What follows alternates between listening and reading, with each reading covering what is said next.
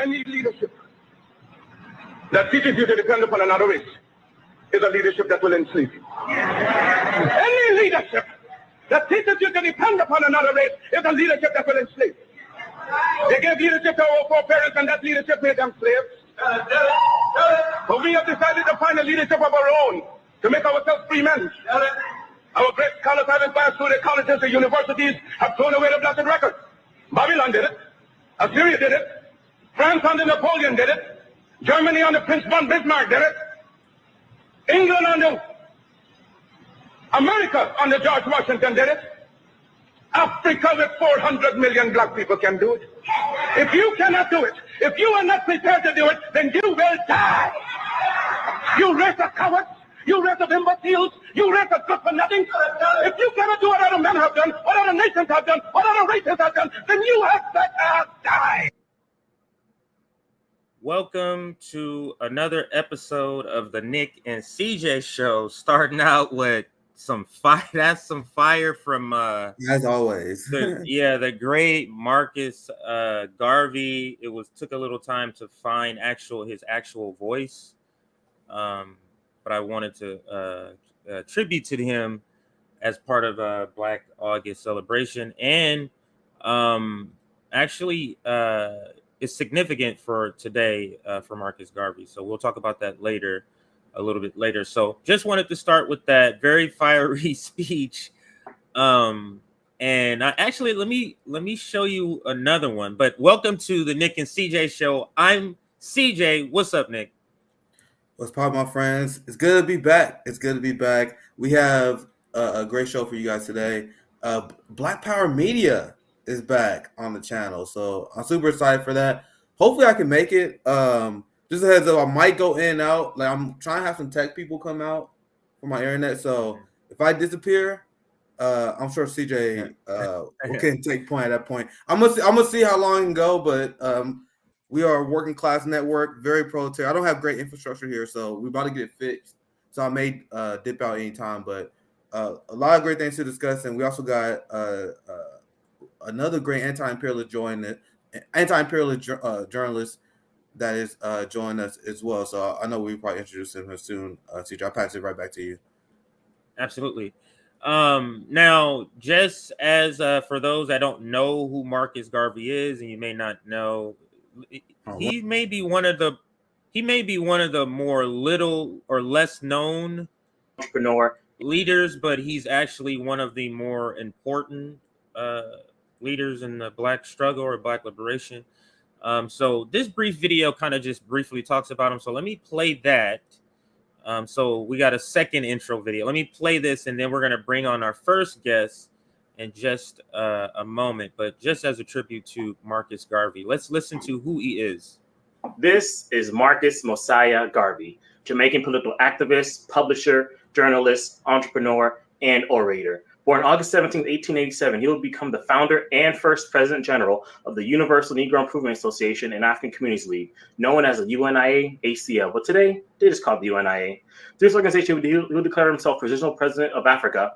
Ideologically, he was a Black nationalist and Pan-Africanist, whose ideas today simply became known as Garveyism. Garveyism centers primarily on the unification and the empowerment of Black men, women, and children under the banner of their collective African identity and descent, and also the repatriation of African slave descendants and profits back to the African continent.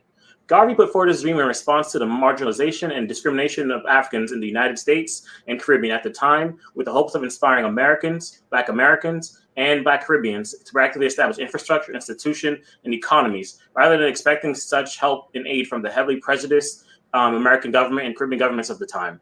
Instead of focusing on white people and their racism, Garvey instead tried to instill a sense of pride and self-worth back into the African community. This movement had a major impact in stimulating and shaping Black politics and identity in the Caribbean, Africa, and the United States. Unfortunately, a lot of Black people in the establishment, along with racist white folk, pushed back against his ideology. An investigation by the Justice Department in the United States, directed by J. Edgar Hoover, led to Garvey's arrest on charges of mail fraud in January 1922, and he'll later be in prison for several years. Unfortunately, while he was away, his projects largely collapsed. So that's just a little bit of Marcus Garvey. So let's take that out there. it's in honor of it's important for this day for him, and we'll talk about that later with our Kamal from Black Power Media. But let's talk about our first guest, and he was a part of our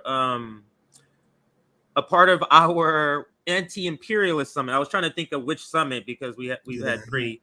Yeah, so he was part of our anti-imperialist summit, and he is an like literally like when you go to his page, it says anti-imperialist journalist, but his name is Wyatt Reed. So let's bring on Wyatt Reed. How are you doing today, Wyatt? Make sure you're. unmute. Oh, let me unmute you. Or yeah, I can do it for you. Oh no, actually, you have to do it. Yeah, there you go. All right. No, I'm doing well. I appreciate it, and thanks for having me on. Hope y'all are doing pretty well as well. Yeah, absolutely. Great to have you on. If you don't mind, CJ, I want to start with this because I want to start with something lighthearted. We're going to talk about a lot of great topics like Ukraine. I want to talk about the CIA being sued as well for spying on Julian Assange.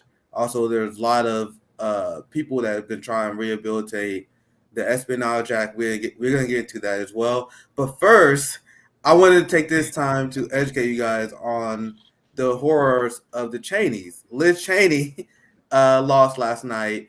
And what drives me crazy, I'm going to show you guys some reaction. I'm going to show you just a few of them because, like, liberals do this thing where they try to rehabilitate these horrific people just because they don't like Donald Trump. So I'm gonna just give you guys some example. This is Robert Reich, who we always call on the show because people pretend that this guy is actually a progressive. This is what he wrote yesterday in praise of Liz Cheney. May we have more politicians like her. Oh my God. We need more politicians who stand by their principles, even if it costs them everything. Principles. Does he elaborate on what specific principles those are? Probably not. Apparently, the only thing that matters if you don't like Trump, the only thing that matters. That's the number one principle. That's like, yeah. I mean that it like upholds like the John Bolton principle so far, where just like, you know, as long it doesn't matter. You could be the most vile, evil motherfucker on the planet Earth. But as long as you are willing to publicly say you don't like Donald Trump, like you'll get a whole MSNBC panel once a week. Yep. It's incredible, man. Dude, I literally just saw. I was just gonna say he admits cool on CNN. And they're still like trying to prop him up. It's just unbelievable. Go ahead, Nick. Yeah, my bad, CJ. I was about to say I literally just saw him on MSNBC. Like just yesterday, and they was talking about the classified documents, and they like talking to this dude like he's a civilized person, right? Civil. He's literally a war criminal of the highest order. Do you want to chime in, Wyatt? But somebody pointed it out. I think it was Michael Tracy or somebody, but that John Bolton was like a paid political contributor to Fox News from 2017 to 2018, and now he's on MSNBC and CNN all the time. Nothing about his actual views has changed. You know, he's still the same person. What's changed is Fox News, CNN, MSNBC. He's probably shocked at how shameless they are. Here's one more. I'm just showing you these two, but it was crazy all over with liberals mourning the political death of Liz Cheney. Here's Andrew Yang. Now, oh no, we're going forward. Oh we're looking no, forward, CJ. We're looking forward, okay? She said, Andrew Yang says, whether she wins her primary tomorrow or not, Liz Cheney has demonstrated leadership. Oh my God!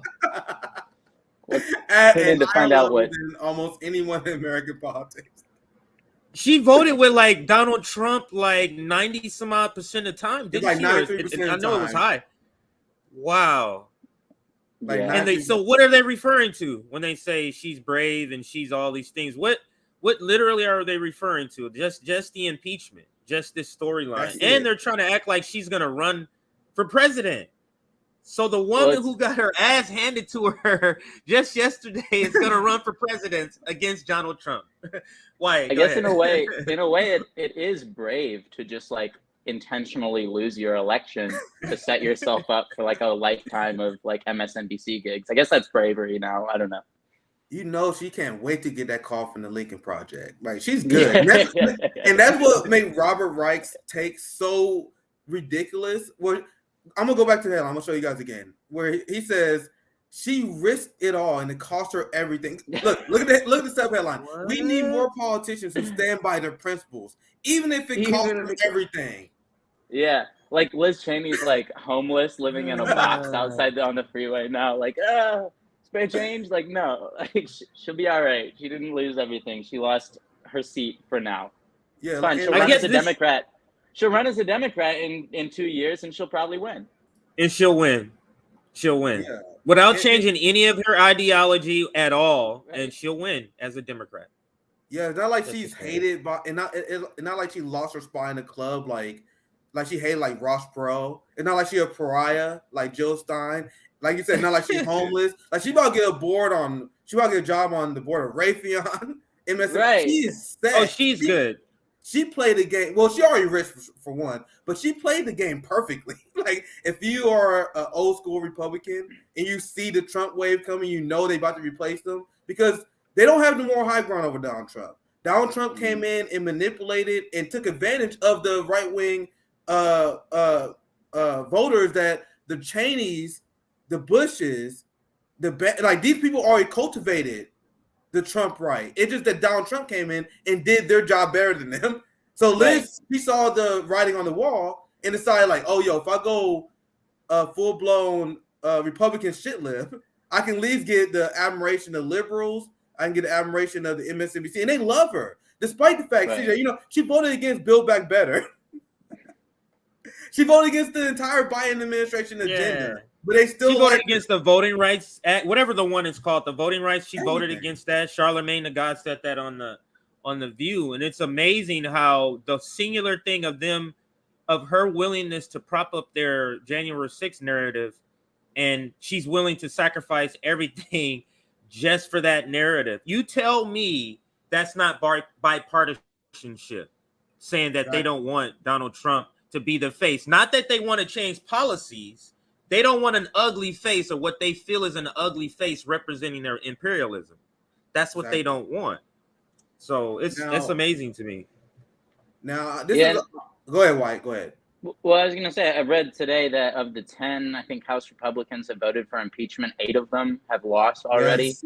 Wow. So, I mean, it's just like, good luck.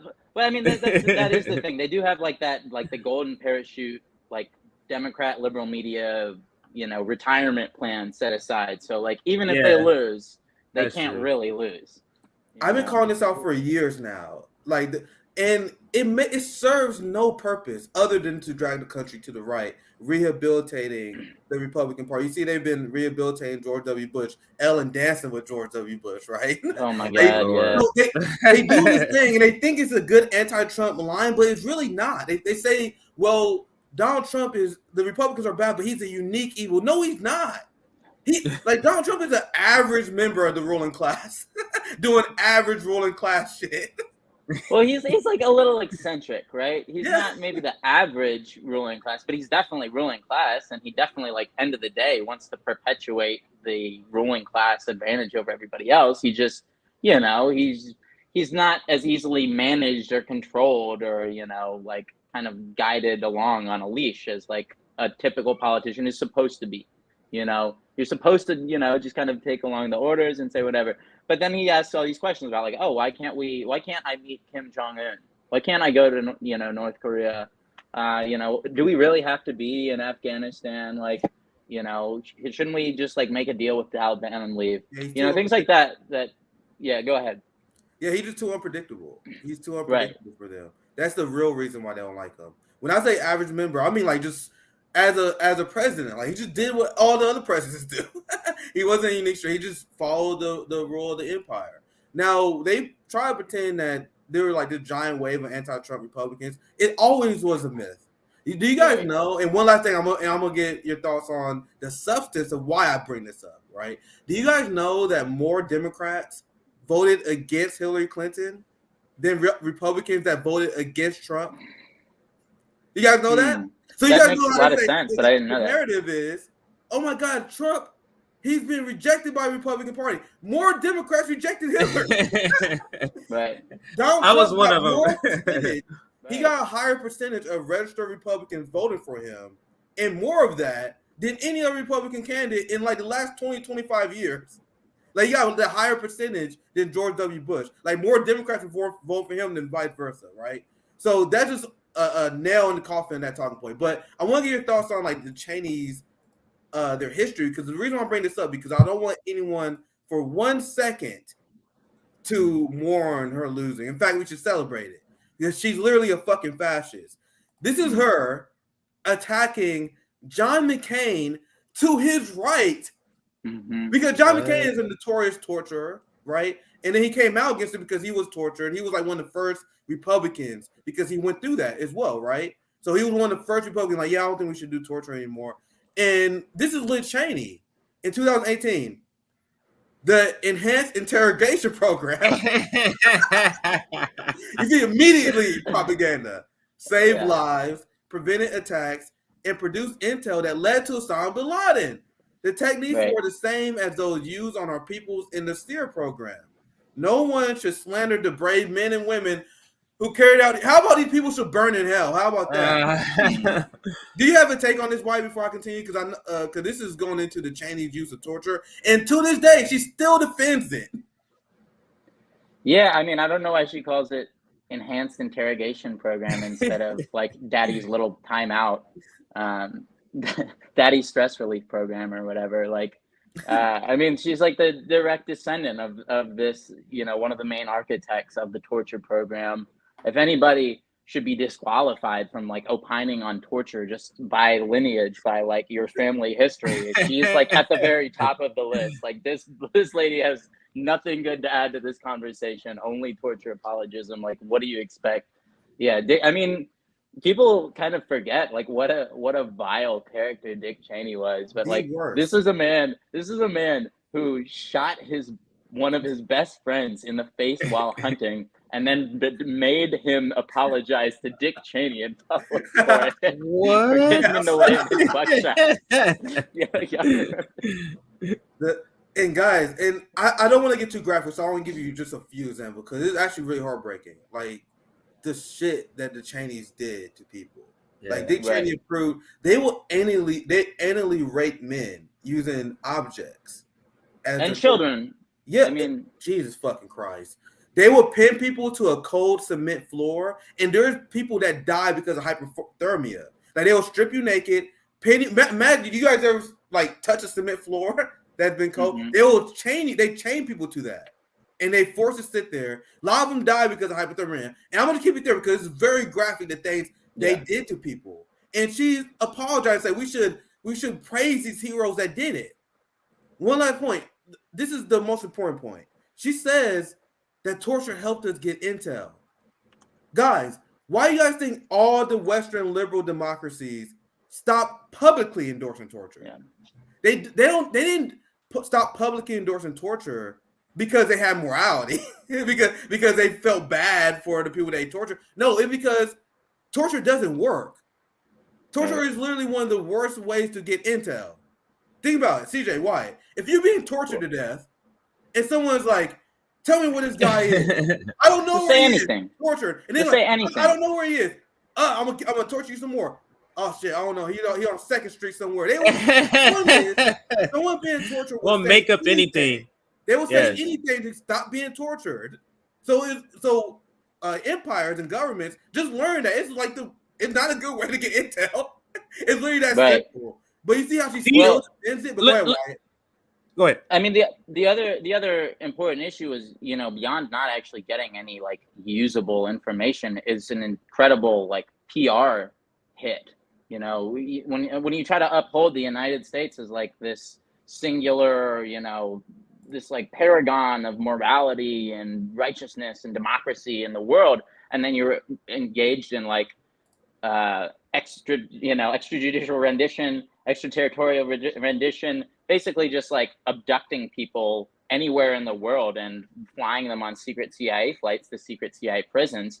Like it kind of undercuts that rhetoric a little bit. Right. And I shouldn't say that this is like that the CIA torture program was something that was like never faced any accountability, because there was one person who did go to jail for their involvement in the like CIA torture program in the Iraq era.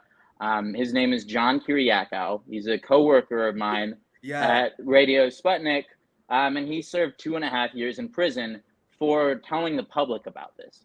Right, so he was sentenced to 2.5 years federal prison for blowing the whistle on this. That was the one person who faced justice and accountability after all this. That was the only person who was ever jailed. Yeah, I don't know if you remember, CJ, but actually we had him on the Anti-imperialist summit. I had him and Aaron Good on, and we were talking about the history of the CIA. Aaron Good was also trying to get back on, but yeah, John Kiriakou was also, I think he was, they used the Espionage Act against him as well, right? Why, if I remember right? Is that correct? I think it was, I'm the Intelligence Identities Protection Act. So it's kind of something in a similar vein, but I don't think he was an Espionage Act. I mean, I knew Julian Assange is definitely getting in, and Kiriakou was definitely, processed in that Eastern District Court of Virginia that's notorious for all the whistleblowers going through there. But I believe he was prosecuted under a slightly different act. Okay, yeah, I was just checking. But with that said, I do want to talk about Julian Assange for a bit, because I don't know if you saw this update. And I'm gonna preface the story with this: there is no legal, moral justification for the U.S. prosecution for Julian Assange. The person who literally submitted the prime evidence admitted that he was lying. He was a pedophile. He was a con artist. Literally, the prime evidence that they used.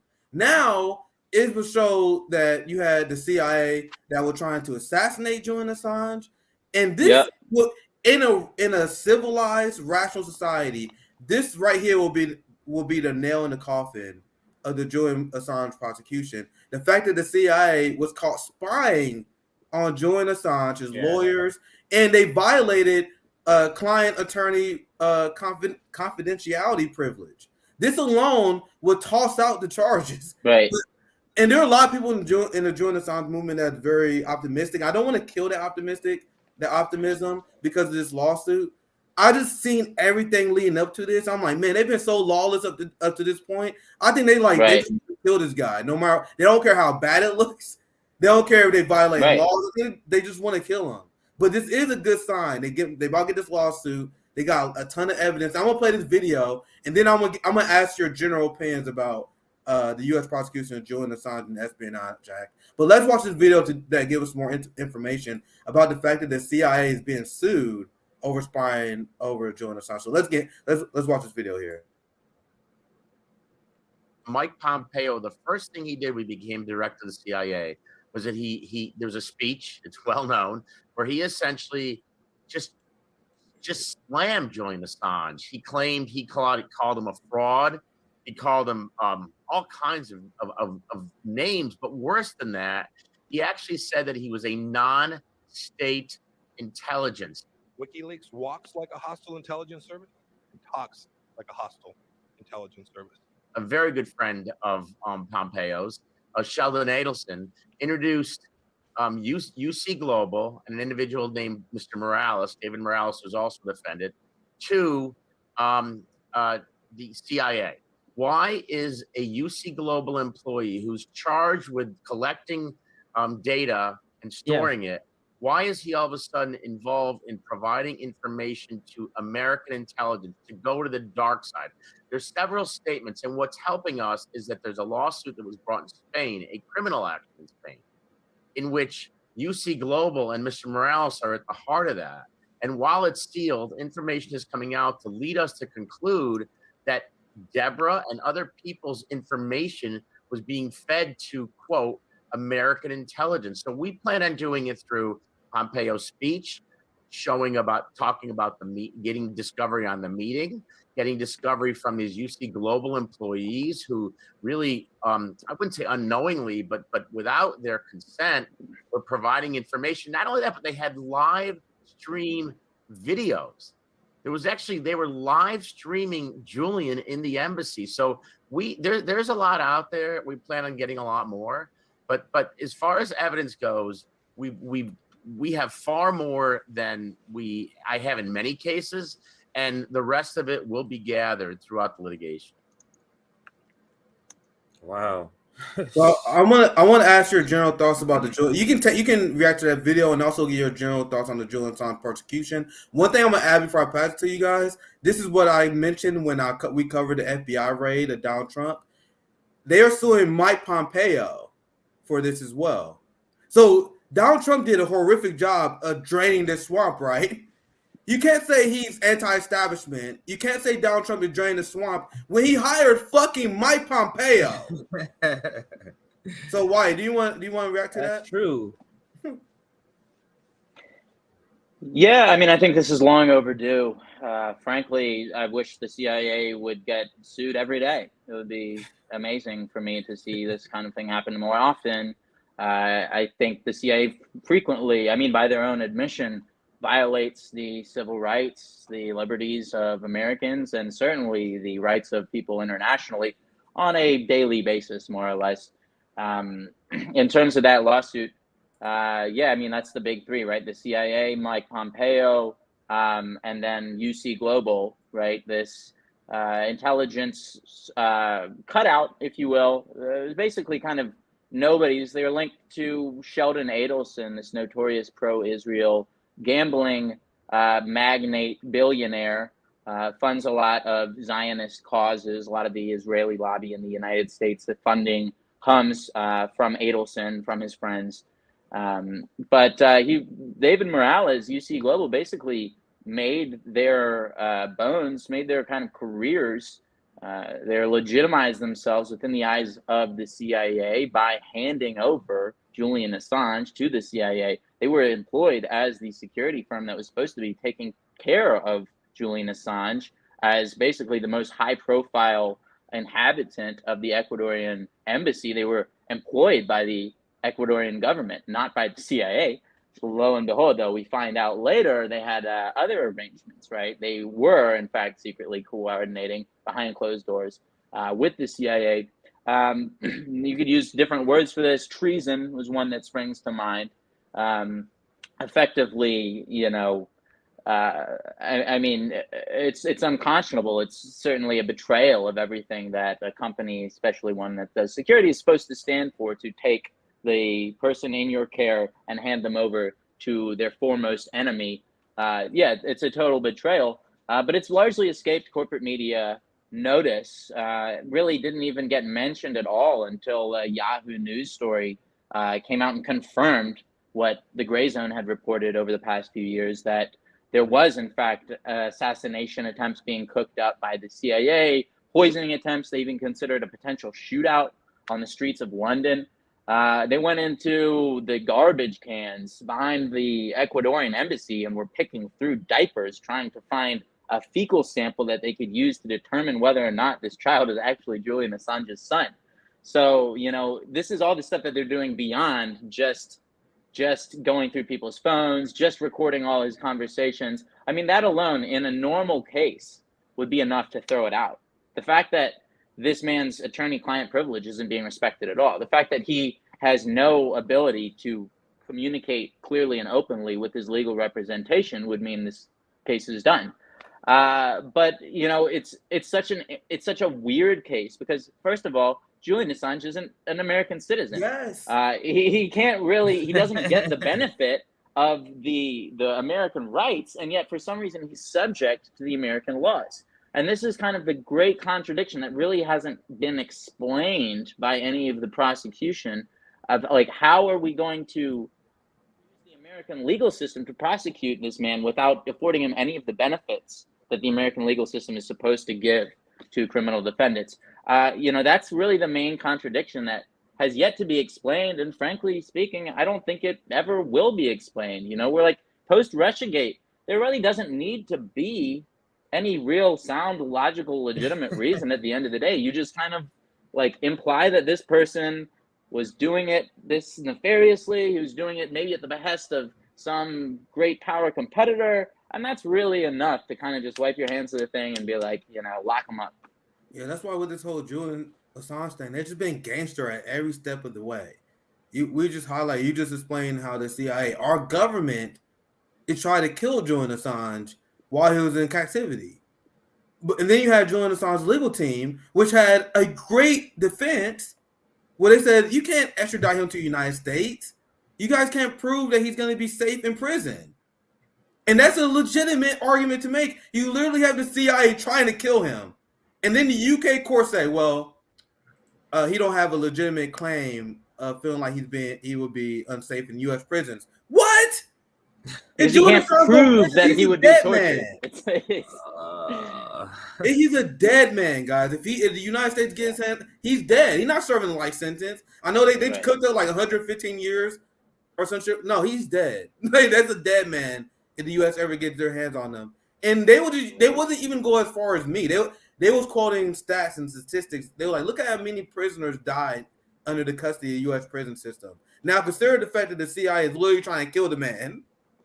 You can't guarantee his protection of the rule of law. The UK don't care, though. The US don't care. That's why this CIA lawsuit is great. A lot of people will celebrate it. But I think, like, even if they had all the evidence in the universe, they are out to kill this man. And that's why, like, this is an issue with, you can't get this wrong. Like, it's one of them issues that, like, it's an immediate red flag. That's actually the point. That's actually the point I have. Like, do you think the ruling class are gonna let rules and laws get in the way of them killing this guy? That's not gonna at all get in the way of them killing this guy. This guy, he's been a dead man walking for years. They're killing him slowly. This is, to me, this display is more about future journalists saying, if think about doing this again, this is for you. So this display, this international display, go ahead, Nick. And without a doubt, their strategy worked, and that's the frustrating part. So why they do this to Julian Assange? Why are they wanting to lose so much credibility as a free speech democracy? Because they have, because of this. You had Cuba, you had all these countries that are calling out the U.S. for their treatment of Julian Assange. China called him out. Putin is calling him out all the time. So they lost a lot of credibility, but that credibility was worth losing in order to send a message to global journalists, like Julian Assange was, an Australian man. Send a message, if you leak our secrets, we will kill you no matter what. And wonder how much information that we have not gotten, that we would have received, because there's some journalists like, fuck, I don't know if I want to die for this. Julian was a real one. He like, I'm down to die for this. There's some journalists that probably didn't leak a secret that would have been very beneficial for us to learn, but they saw what happened to Julian Assange and said, fuck that. So overall, the West has seceded. So I want to shift gears unless you guys want to add anything to that. Let me just add one thing since we're talking about journalists, because I don't feel like I gave Wyatt the proper introduction. And for somebody was asking, like, who does he work for? So this is just literally from his page. So Anti-imperialist, covering Latin America, crimes of capitalism, and the end of empire. And he's a correspondent for Sputnik. So just so you know. Yeah, anything you want to shout out real quick? Anything you want to shout out real quick, Wyatt? Check me out on Twitter. I'm at WyattReed13. You have to go directly to my name. You can't search me or I won't show up because I'm shadow banned because they labeled me as retro state affiliated media. Yeah. So I have to deal with all this algorithmic bullshit. Find me there. Right. Find me on Telegram.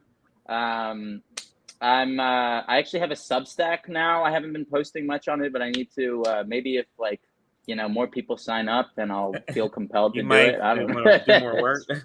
You guys, what type of work, or where do you cover? I know it says Latin America, but what type of where do you do your work mainly? I know it could be lots of places, but if you can name a couple of places, a couple of things you cover. Yeah, I focus on Latin America. I really kind of jump-started my career in 2019 when I went to Bolivia to cover the coup d'etat that was unfolding, and reported on the ground there for over a month. I was on the ground during the Sencata massacre and was really one of the only journalists that was there. There was no Western press there. That's good work. Yeah, and that's kind of where I was just posting about this stuff, and I spoke with a Telesur colleague, and she said there's no one down here covering it, and it would be great to have like a Western journalist here that can like help just give us a little bit more legitimacy too, because like they were really gunning down anybody. They were disappearing journalists at that point too, even Argentine journalists.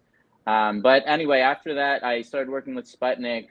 I've covered protests, elections, and social movements in Colombia, Ecuador, Honduras, Venezuela, Nicaragua, Mexico.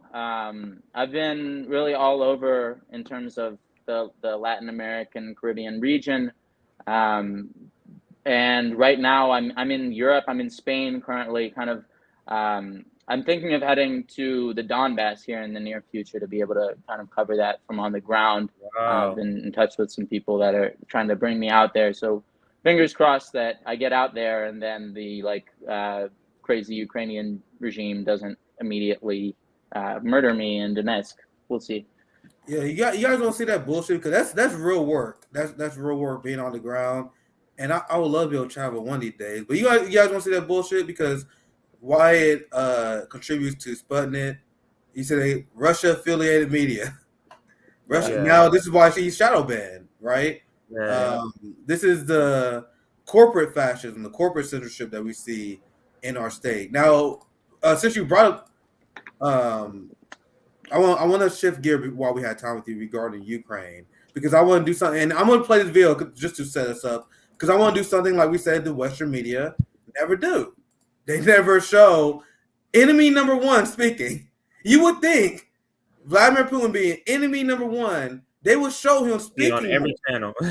You would think like they would. That was they did with Trump. When Trump was enemy number one, they showed him all the time. Cause they like, look at this motherfucker. Look at this crazy asshole. Yeah. You would think they would be able to do that to Putin, right? And I'm gonna show this video here. And because we talk about Russia's opposition to the war, right? So obviously he's not speaking English here, so I'll just quickly read over it. That's why I kept it muted. And I'm gonna ask you guys like, what's unreasonable about this? And obviously, there's a lot of discussion what Russia should have done in response to Western provocation. Everything I've heard, like them playing hardball with the Nord Stream pipeline, I don't think that will work because they just tanked it. Like they have no anything to negotiate. You can't negotiate with psychopaths, right? Mm-hmm. So I hate that this situation it is what it is, but they violate Russian sovereignty to the point where they couldn't do anything else. And I would love to hear why if you want to put it back on me, I would love to hear it. But let's play quickly what Putin says. I want to use this to set you up. And then I'm going to read it out. He said, look, our proposals include not only NATO expansion, which we oppose, but also a second point. The non-deployment of offensive systems near our border. Pause. How is that unreasonable? If the United States is like, hey, yo, China, how about not having weapons in Mexico or China? Mm-hmm. Hey, is that unreasonable? How? Well, so anyway, go ahead. The historical precedent that everyone points to is how would the United States react if Russia, for example, decided to put, missiles in Cuba? And we don't have to think about it. You know what I mean? It happened. We know exactly what happened. There was a massive public confrontation. We came closest to a nuclear strike than we'd ever been in human history. And I mean, since Japan, I should say. And it was only resolved behind the scenes when Kennedy secretly agreed to take U.S. missiles out of Turkey in response. You know what I mean? And that wasn't publicized for many years, but that was the concession that was made from the U.S. side was, okay, you guys have these missiles in Turkey that you say are threatening you. So if you take the missiles out of Cuba, we'll take ours out of Turkey. So, this was resolved in a very, you have your security fears. They're reasonable. We have ours. So instead of pursuing needless escalation, we will both take a step towards de-escalation. And that was how that was resolved, in the 60s. That is not happening now. And frankly, I think from the attitudes that we see on display, it probably won't. Yeah, that's how diplomacy works. Because I literally like I do this on all topics. I seek out the counter argument because I'm so sure. I'm like, what is the liberals saying? Like regarding Ukraine drone, I literally saw some people arguing. They're like, well, Ukraine is a sovereign country. They can do whatever they want. They can join NATO if they want. They're not a sovereign country. They haven't been since 2014. Exactly. So I love how you immediately swat that down because me and TJ, we understand what we say. We can do it either way. So that's the right immediate counter reaction to that. But so yes, even if you're saying, "Oh, we're a country, we can do whatever we want," you have a neighbor, and you have your right is to engage in diplomacy with these people for peace and security. So you just saying, "Oh, we can do whatever we want." That's unreasonable, and you are the one that creates tensions. If that's your stance, fine. But you got to admit that the people that are saying, "Oh, we don't have to listen to peace treaties, the Minsk Accords," fuck it. We are a strong, independent country. We can do what we want. See. Anyway, it was the same thing Trump did. It was the same thing Trump did with all the international agreements. You know, with all the ones with Russia, they kept claiming that he was a Russian asset. Even as he's shredding like the New START treaty, he's shredding all these arms control treaties with Russia. He shreds the nuclear, the JCPOA with Iran. I mean, it's kind of like this. It's the Trump attitude, but because it's not coming from, you know, some loose cannon like Trump, it's acceptable, it's permitted, and it's even really encouraged by the West. I mean, like everything they do towards Zelensky is so deferential in the press. They never really ask him like a hard-hitting question. I mean, there was one thing I think one of y'all might have just retweeted that I posted about because this so-called Kyiv Independent. Yeah, I think I saw that. I'm gonna pull it up. I know what you're talking about. Yeah, they basically claimed that that Zelensky explained. You know, the specific phrasing is there. Zelensky explains why the government didn't warn Ukrainians about Russian invasion. And it's worth reading, actually, this entire crazy. Washington Post interview. But he said that if he'd warned Russians about the Russian invasion in advance, Russia would have captured Ukraine in 3 days, which is totally true. It's totally true. And this is also a total concession that if they hadn't forcibly basically forced the civilian population to stay and remain as human shields, they would have lost the war. But instead, they decided that, you know, it's worth the risk, it's worth the price. We have to fight Russia to the last Ukrainian. This is something that they're openly saying more or less now, that we will basically just fight. As long as you keep giving us weapons, we will make these miserable sons of bitches keep fighting, no matter how hungry they get, no matter how sad they are that they're not allowed to see their families and they've been forcibly conscripted. We will keep making them fight if you just keep sending the HIMARS. So many good points there, Wyatt. There's so many good points because Scott Ritter explains this. The Western media, they've been painting this narrative that they now had to start walking back because it's starting to become ridiculous. They've been trying to pretend that Russia is losing or doing worse than expected because, as we explained, Ukraine, like 1/3 of the population is ethnic Russian. So Russia did not want to go into Ukraine and slaughter a bunch of people. So they had this slow-moving operation. So then Ukrainians start using human shields, which Amnesty International called out. All these foreign agencies called out, like, you guys are literally planting your military bases next to civilian populations, which forced Russia to go slower. Then the mainstream media was like, oh my God, Russia is losing. Like, no, they have a different operation than what you guys stated. Because what they stated was that Russia wanted to take over Ukraine. And when I finish this video of Putin speaking, that's clearly not his objective. Right. Well, that's why they don't show him speaking. But go ahead, Wyatt. Sorry, go ahead. So the crazy thing is, it's like common sense, accepted, like just taken on faith now that Putin believed he was going to take Kiev and the entirety of Ukraine in 3 days. This is now repeated like, you know, like a religious mantra or something on cable news, that in 3 days, Putin said, I can take the entire country. He never said this. There are no actual words. There was one like sort of facetious comment he gave about 10 years ago saying, you know, we could take Kiev in 3 days if they, something like that. Yeah. But, you know, he never actually said, we're going to take Kiev. Here's our timetable. This timetable and the fact that they were supposed to take Kiev, all of this comes from William Burns. All of this comes from the CIA director. These are the idea, the idea about what the Russians supposedly believed they were going to accomplish. It's taken directly from the CIA, and people don't mention that. Yes. But it's like, okay, so we have this. This is and it's kind of overlaps with what you were talking about like this unwillingness to deal with collateral damage, as the U.S. likes to call it, right? With insane amounts of civilian casualties. There's like this sense, and it happens with China too, especially, that because we do things this way, this is how everyone else in the world wants to do things. And it's it's the same thing when they talk about China. They're like, oh, well, China wants to go into Africa and they want to militarily colonize and steal all the resources, and they want to basically they do off a checklist of like what the Europeans did over the past 150 years, what Americans did, what white Americans did to black people in the U.S., to indigenous people, and they're like, okay, this is what China wants to do now, because they have the upper hand. Therefore, this must necessarily be what they plan on doing.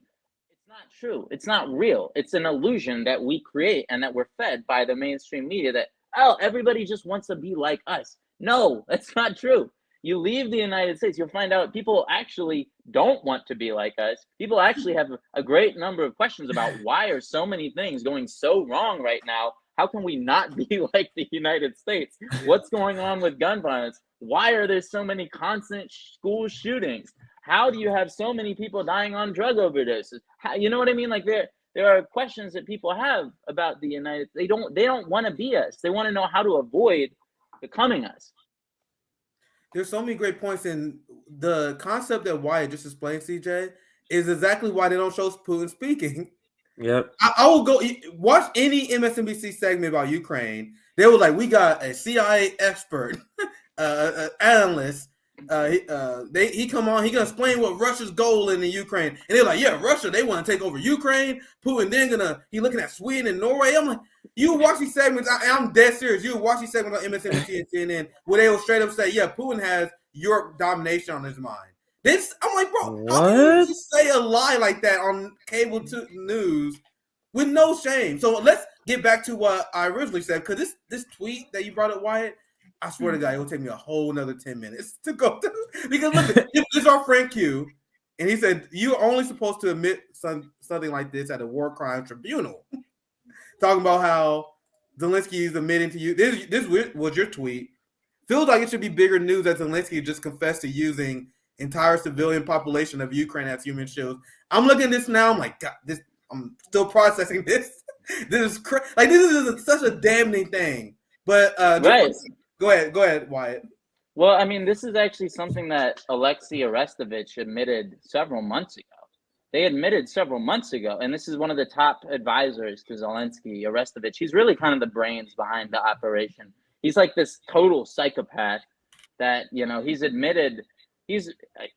Oh man, I wish I had like the memory of exactly the timeline here, but he admitted at least a full year before February, basically analyzing the whole time frame and saying that Ukraine has to get into a confrontation with Russia by the end of 2022. Otherwise, it's going to become like a Russian colony or something. I can't remember his exact words.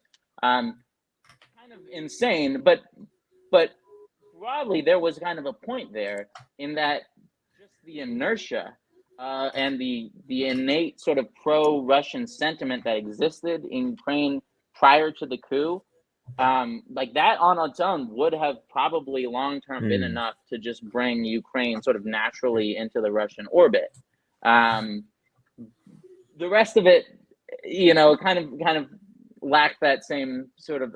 I mean, there was real analysis there. He was talking basically as like the head of the SBU more than he was talking, as a civilian. He was talking as a serious, intelligence higher up. He's laid out all these plans. Arestovich you should look into him. You know, viewers should definitely look into who Alexei Arestovich is if they haven't already. He's kind of the brains behind a lot of what's happening here. Zelensky's the face. All of them correct. Arestovich is also an actor turned politician, by the way. Funny how that works. Funny how that works. I know we got another guest coming up, but I want to get through this video because I also want to get the retro reaction because we only got like 10 seconds in, and you guys see how different the narrative that the corporate media is telling you Putin and what he's saying. And guys, if you're curious, go to CNN or MSNBC's YouTube page. And they got a lot of bullshit. You got to filter a lot of bullshit stories. But click on their latest Ukraine story. just find a random Ukraine story from CNN and MSNBC. And it will be the most biggest bullshit stuff they just making up. Putin got geopolitical conquest on his mind. Russia's just mad because Ukraine is flexing their sovereignty. Like, listen to what he is saying. And what is about this is unreasonable. So we made 10 seconds in. I'm going to start over just for memory's sake here. And I'm going to just read out what he's saying. Let me keep it muted here. He's speaking French. He said, look, our proposals include not only NATO's expansion, which we oppose, but also a second point. The non-development of offensive systems near our border. If everyone wants peace, tranquility, well-being, and confidence, what is bad about not deploying offensive weapons near our borders? Here's Putin talking to the international Western community like they're children. Like, what's bad about, hey, stop aiming your weapons at us. Stop parking your offensive military lines, which is NATO, at our border. No, we don't point guns at people. Not at people. No. All right, let's continue. Let's see. Come on, move on. Can anyone tell me what's bad about this? See, now, if they was airing this speech on CNN and MSNBC, then the Americans they would ask themselves that question, like, what's bad about that? That's why they don't show it. If they were going to point this on CNN, they would clip out "if" and everything that comes after NATO is a peaceful organization. That's how they would handle it. All right, so let's continue. We only got like 20 seconds left of this. If NATO is a peaceful organization, what is bad about returning to the infrastructure to the level of 1997, where the NATO-Russia Act was signed? Something once again, if you do the experiment, I told you, they would never bring the NATO-Russian Act. Never. The Minsk Accords, never. Don't bring up the 2014 Maidan coup, the Civil War. These are things that you're not allowed to talk about, or you get that Russia-affiliated state of media target, right? Yep. Let's you got a few more lines here. Come on. It's a long sentence. Yeah, that's a long one. This will create conditions for building up some confidence and security. Is that bad? So now I have one more, and I know we're pushing out time here. I don't know if I'm gonna play this whole thing, but I'm gonna just read. You guys know Convo Call friend of the show. Fiorella. I'm not gonna watch the video just because time's sake. I'll just read the tweet. She said, Putin on U.S. actions towards Russia and China. It is evident that Western global elite are attempting to distract their own citizens from the dire socioeconomic problems, falling living standards, unemployment, and poverty and industrialization. And throughout this speech, she goes on display like, yo, your problems is not because of us. This is why. This is what's happening. So imagine if they play, I'm not going to play it for time, but imagine if they play that speech on CNN and MSNBC. So I want to get, you can add more context to the Ukraine conflict, what the media is getting wrong, what lies that you hear from the Biden administration. Yeah. Like I'll toss up to you and you can chime on to that. And CJ, let me know like in terms of when our next guest swing by. But go ahead, Wyatt. Yeah, I'll give you the heads up. No worries. Yeah, go ahead, Wyatt. Yeah, in terms of, I mean, the broader Russia-Ukraine situation. I mean, it's the real. I mean, the recent stories we see now. We hear talk about like battle lines being kind of maintained, fought back and forth, potential counteroffensive near Kherson. That's probably not going to happen. The main thing has been this Zaporizhzhia nuclear plant over the past few days because the Ukrainians have been shelling it. And really the only mainstream media mention that I caught of the fact that the Ukrainians are shelling this nuclear power plant came from CNBC. I think they reprinted a Reuters article. They basically admitted that Russian troops captured the Zaporizhzhia nuclear power station early in the war.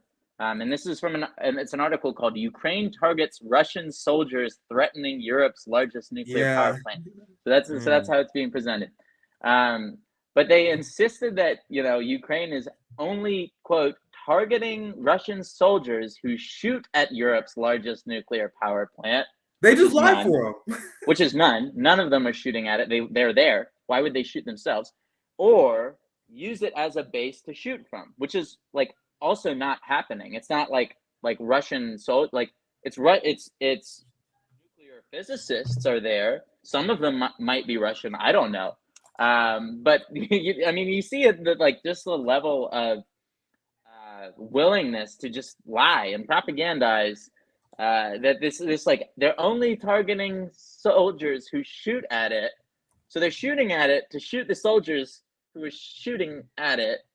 It doesn't make sense. It's like it really, it just doesn't pass the smell test. And the other like important kind of Russia update that I thought was kind of worth touching on is basically like the Brittany Griner like press angle that they've taken on with, which is just I was actually shocked to see a Vice news article of all places make this point. But there's an article that came out yesterday actually, and the headline is "The U.S. regularly treats black weed users like Brittany Griner," and that's totally true. Vice? I mean, just in the past, Vice of all places, right? I mean, color me shocked, but I mean, just over the past couple of months, we saw a man named Trent Budita in Arizona who was denied clemency for he's serving 16 years for having sold a grand total of 1 ounce of weed, 1/4 at a time, to some undercover guy who found him. Weed is decriminalized in Arizona, but still they won't let him go. He sold weed, like 4/4 of weed 4 times to an undercover cop. And now he's 16 years in prison. This was in 2015. This isn't ancient history. And then another guy in June, a man named Alan Russell, the Mississippi Supreme Court found that his life sentence was not a violation of the 8th Amendment. That his life sentence, he was given life without parole in 2019 after being found guilty of being in possession of 43.7 grams of marijuana. It's life in prison. Like that's and 43, like that's maybe a little bit more than the grand total of cannabis oil that would have been in Brittany Griner's pen.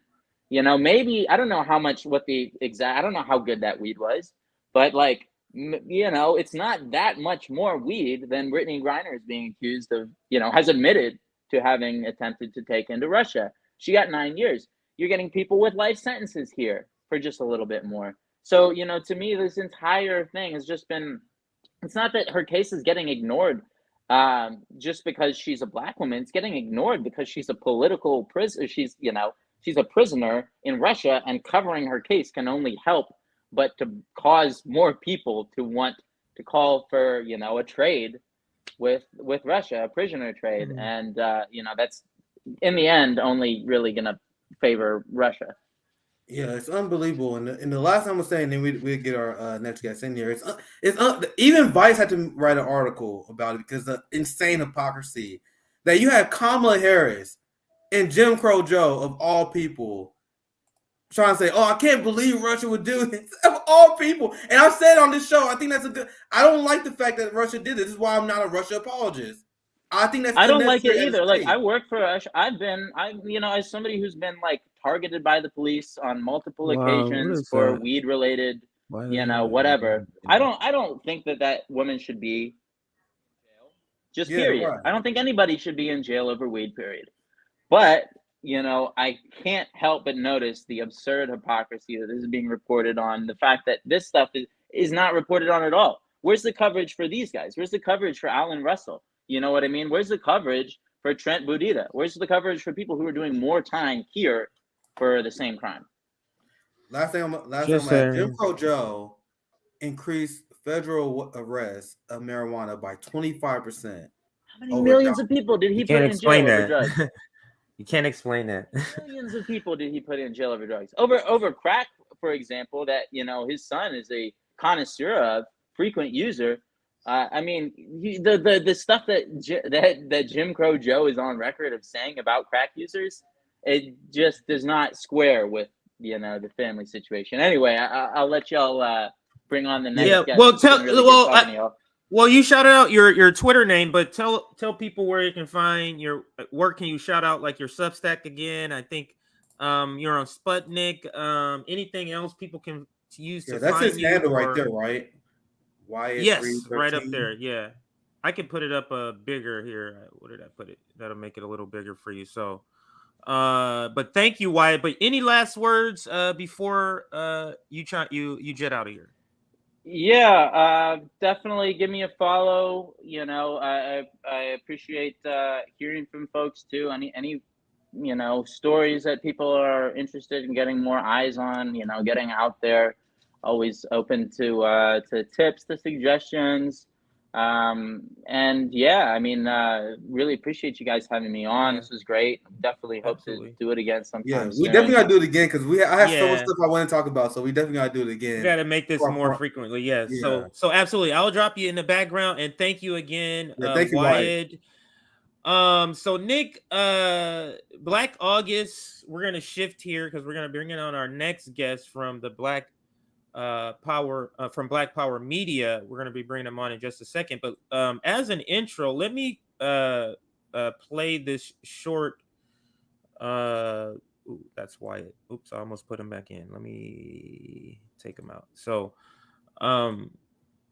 let's share. Let me share my screen here just to play this short video because the video, briefly kind of talks about Black August in particular. Just for our audience members that may have not seen a previous stream where we talk about this and may not know what Black August is. So this briefly talks about it before we bring on our guests. Black August is important because we're in the midst of it. And basically, Black August emerged from something called the August 21 coalitions that were organized in the late 1970s, essentially in honor of the assassination of George Jackson. On August 21st, 1971, Black Panther George Jackson was shot and killed as he allegedly attempted to escape from the infamous San Quentin State Prison. 10 years earlier, in 1961, at the age of 18, for stealing $70 from a gas station, he was sentenced 1 year to life in prison.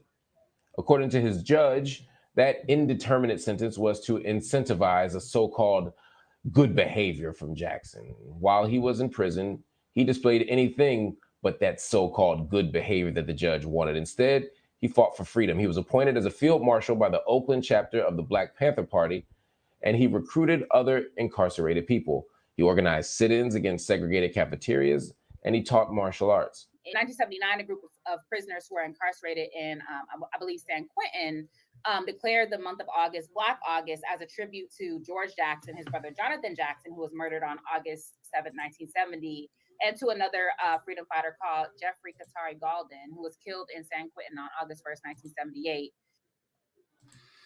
Absolutely. So yeah, I just wanted to briefly, we're going to dig more into more detail about Black August and some other topics with our next guest, but I just wanted to just give those who don't know anything about it a very brief understanding of it so they understand the conversation. So let's bring on our next guest, and he is one of the founding members, or one of the founders, I should say, of Black Power Media.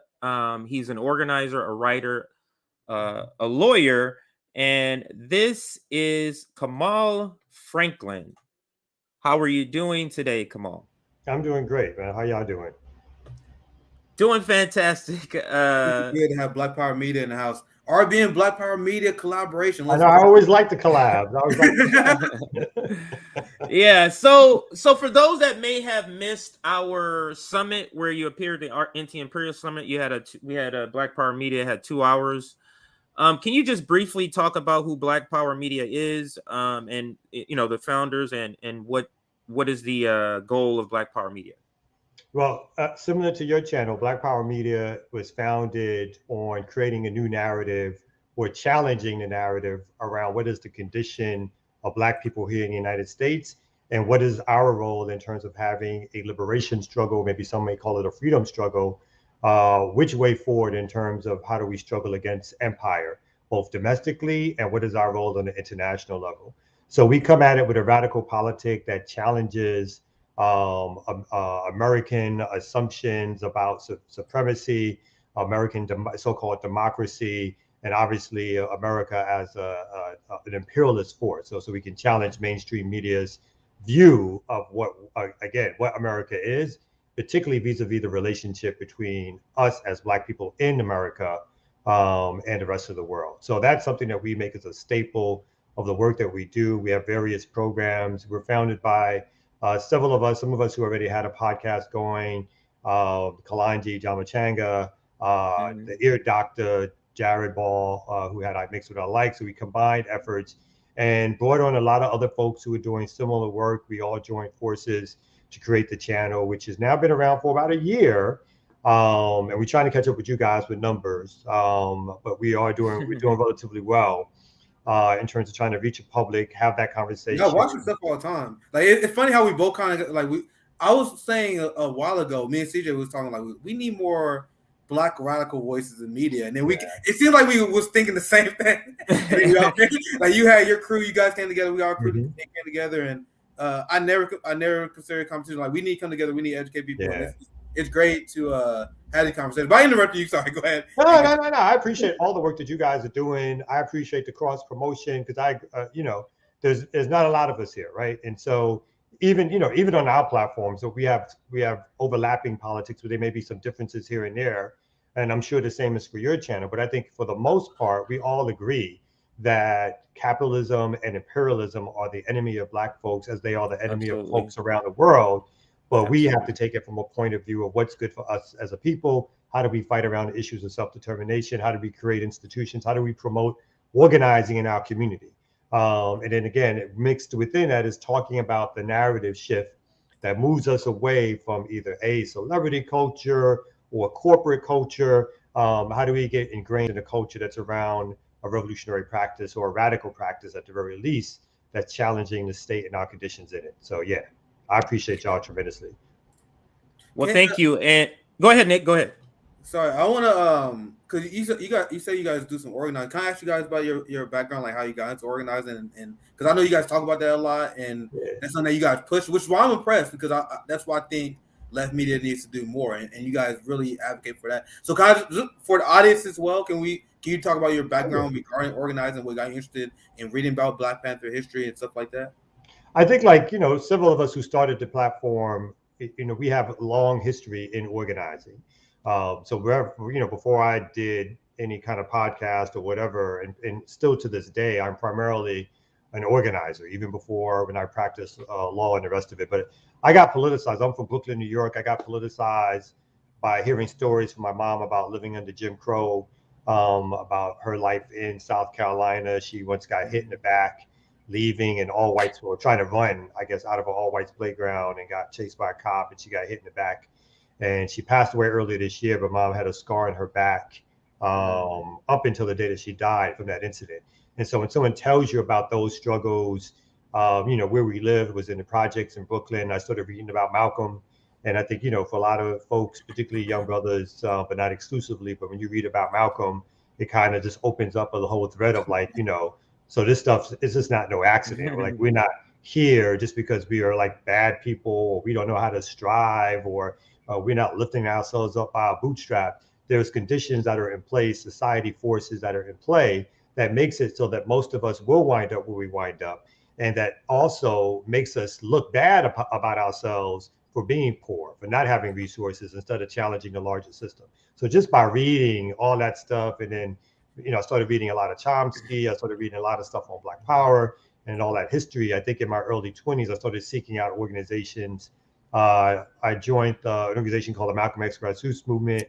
I was with that for about 17, 18 years, lived in Jackson to start what we called the Jackson Plan. And then about 6 or 7 years ago, came back to Atlanta and started another organization called Community Movement Builders, where we do organizing around the country, but our biggest chapter is here in Atlanta, where I'm at presently. In Atlanta, we work on issues of gentrification, police violence, and we also do what we call sustainable development. That's everything from cooperatives to fighting for folks to get mutual, or getting folks mutual aid, starting cooperatives, giving folks resources, all that kind of stuff. And it's all done from a point of view of trying to politicize people, right? It's all done from a point of view of trying to get people to be involved in changing the power dynamics of not only our community, but challenging the state, and or in this case, a lot of times challenging the city, right? Because people usually like if the city is like full of like liberal Democrats, so-called liberal Democrats, and particularly if they're Black, all of a sudden we don't want to challenge those folks, even folks who consider themselves progressive and the rest of it. Our mainstay is that we're going to challenge the state, because we think the state, even represented vis-a-vis the city, is enacting policies and plans that are corporate friendly, that are against our interests, that are causing gentrification. And so a lot of times we hit on those local folks, because we know that they have the most direct influence on us as a community. And so we like to hit hard on those folks.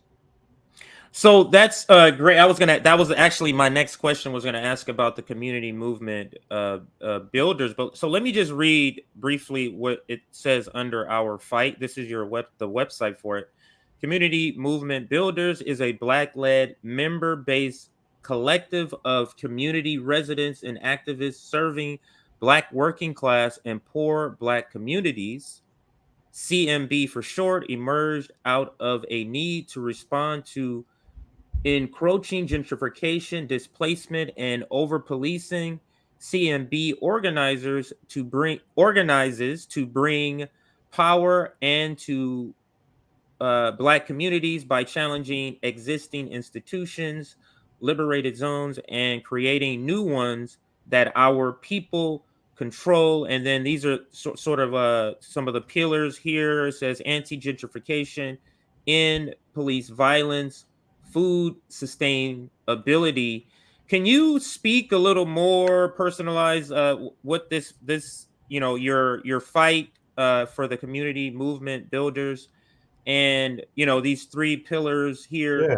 And the reason I wanted to bring you on, I should have said this in the beginning, is that we see a lot, or I see a lot of what Black Power Media does, which we want to do. We want to be in media space, and we want to be in the community. We want to be dual. There's so many organizations that's really does one. They may have a YouTube, but they don't really focus on it. Mm-hmm. And so we want to be in both of those lanes, and we like or I like in particular some of the community work you do. So if you can kind of speak a little more about CMB, and then in particular these items here. Well, the first thing is that I'm going to fix those typos in the mission. So sorry about you had to stumble over that. That's our fault. Two is, instead of saying Black-led, it should say we're a Black organization. So that's just simply for clarity. We're a Black organization. We have allies of all stripes, but to be a member of the organization, you have to be Black.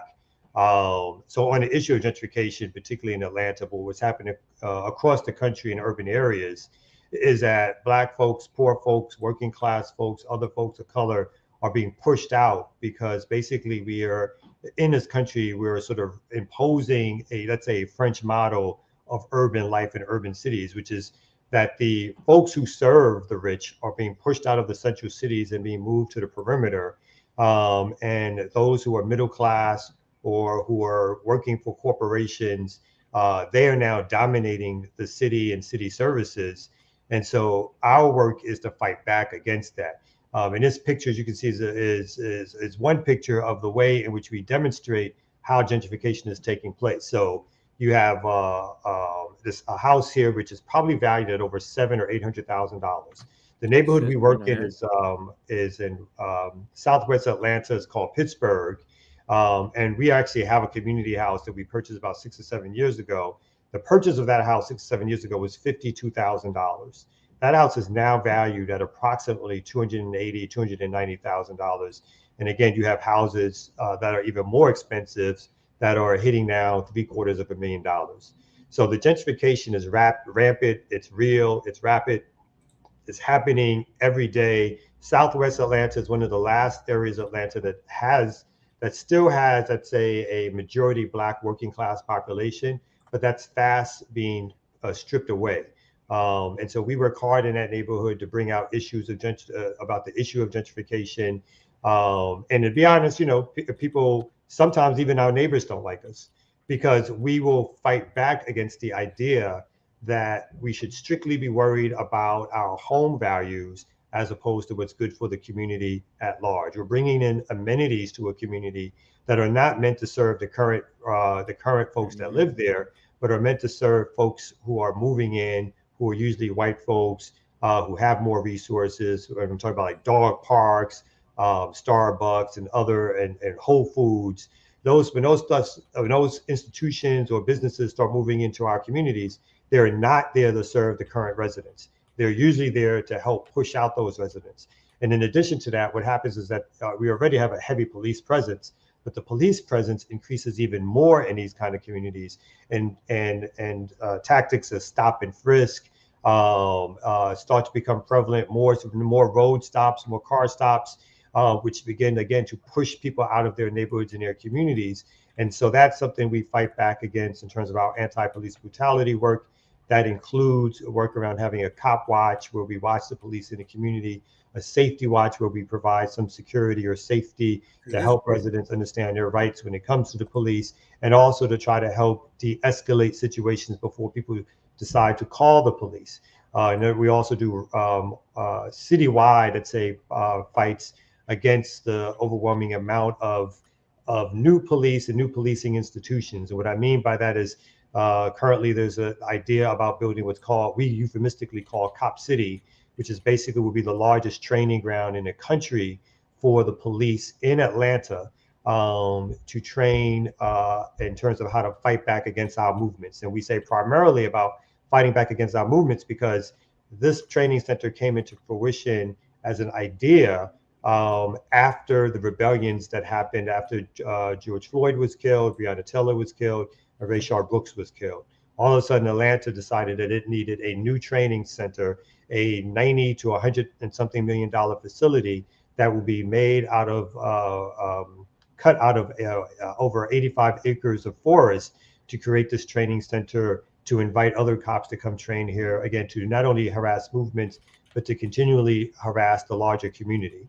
And so we think those things are really important as a base level to fight against in the community. We just engaged with other folks who've been struggling in Atlanta around the issue of the repurposing or the reopening from the city's point of view of the Atlanta jail, which they had promised to close. But instead of closing it, they've now decided to lease it to the surrounding county called Fulton County and add over 700 beds for that facility. And when they do that, and the facility had no more than 20 or 30 beds in it. So when they add these additional 700 beds with the possibility of making it at full capacity, which will be about 1,300 beds, this will allow them to have full capacity to arrest more people. And once they build these jails or open up these cells, they're not closing them back down. Their purpose will not be to close these jails back, to close this jail space back down. The city, released a statement yesterday when it's passed, stating that on Monday, I should say, stating that this was only on the road to them deciding how to repurpose the jail or how to close the jail.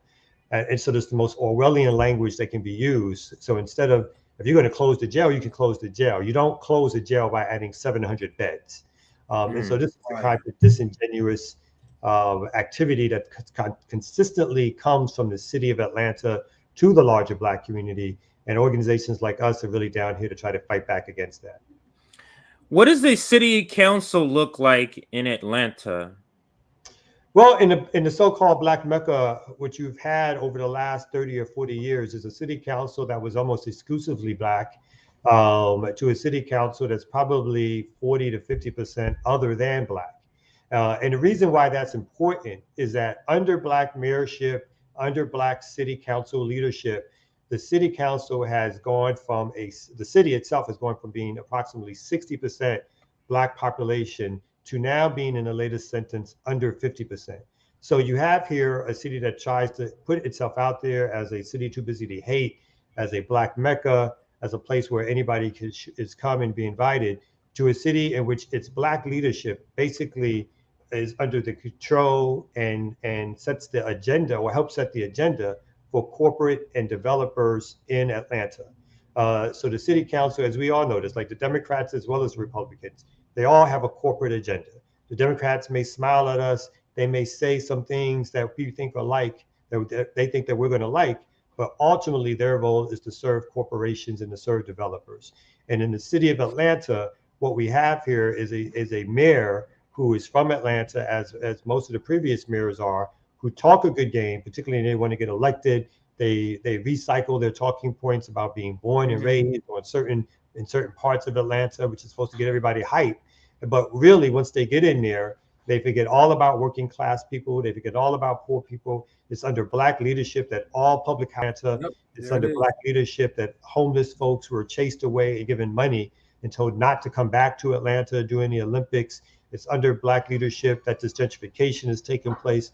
So we really have to make sure that we call out the class interest of the city council, most of the city council, and the mayor's office and the administration, because they would have us believe that somehow they're working in our interest as they are slowly turning this city into basically a San Francisco or a Seattle type city where you have to be above a certain income to even think about living here. They're doing the same thing in Kansas City. The same thing. They're literally the same. And Emmanuel Cleaver is our Black congressional caucus member, our congressperson. Quentin Lucas is our Black mayor. And what Casey Tennis and housing activists, they call it a Black genocide. Kansas City, we have 3 times more than national average of Black people, around 33%, 33, 34%. That number has been dropping my entire life because of rising rent prices and gentrification. And I just reported this on Twitter. I just tweeted this out, and we're doing more action with Casey Tenets because now Quentin Lucas, this sellout bastard, they just now said that $1,200 they're gonna consider that affordable rent for 1 bedroom. What?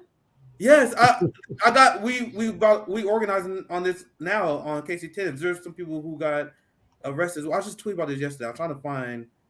Yeah, I just tweeted about. As you bringing that up, it's so telling that a lot of the people who we are fighting against actually are Black, and it shows how Black faces in high places are used because they're just the face of the execution of white supremacy. That's all they are. They're not. They're there just to be the Sambo, in my opinion. So they're there to smooth it over for us, right? They're there to make us feel like our interests are being served. And you know, maybe 30 or 40 years ago, as a strategy, you know, getting Black mayors in could have made sense as long as there was a larger movement present to push it. But what we have now is a movement that has been destroyed. It is continually either in rebuilding process or trying to get bigger or trying to exert some influence. But we have an electoral system in place because remember, as the Black Power movement was destroyed through COINTELPRO and other actions by the federal government and local governments in the 60s and 70s, what was left standing was nonprofits and electoral strategy.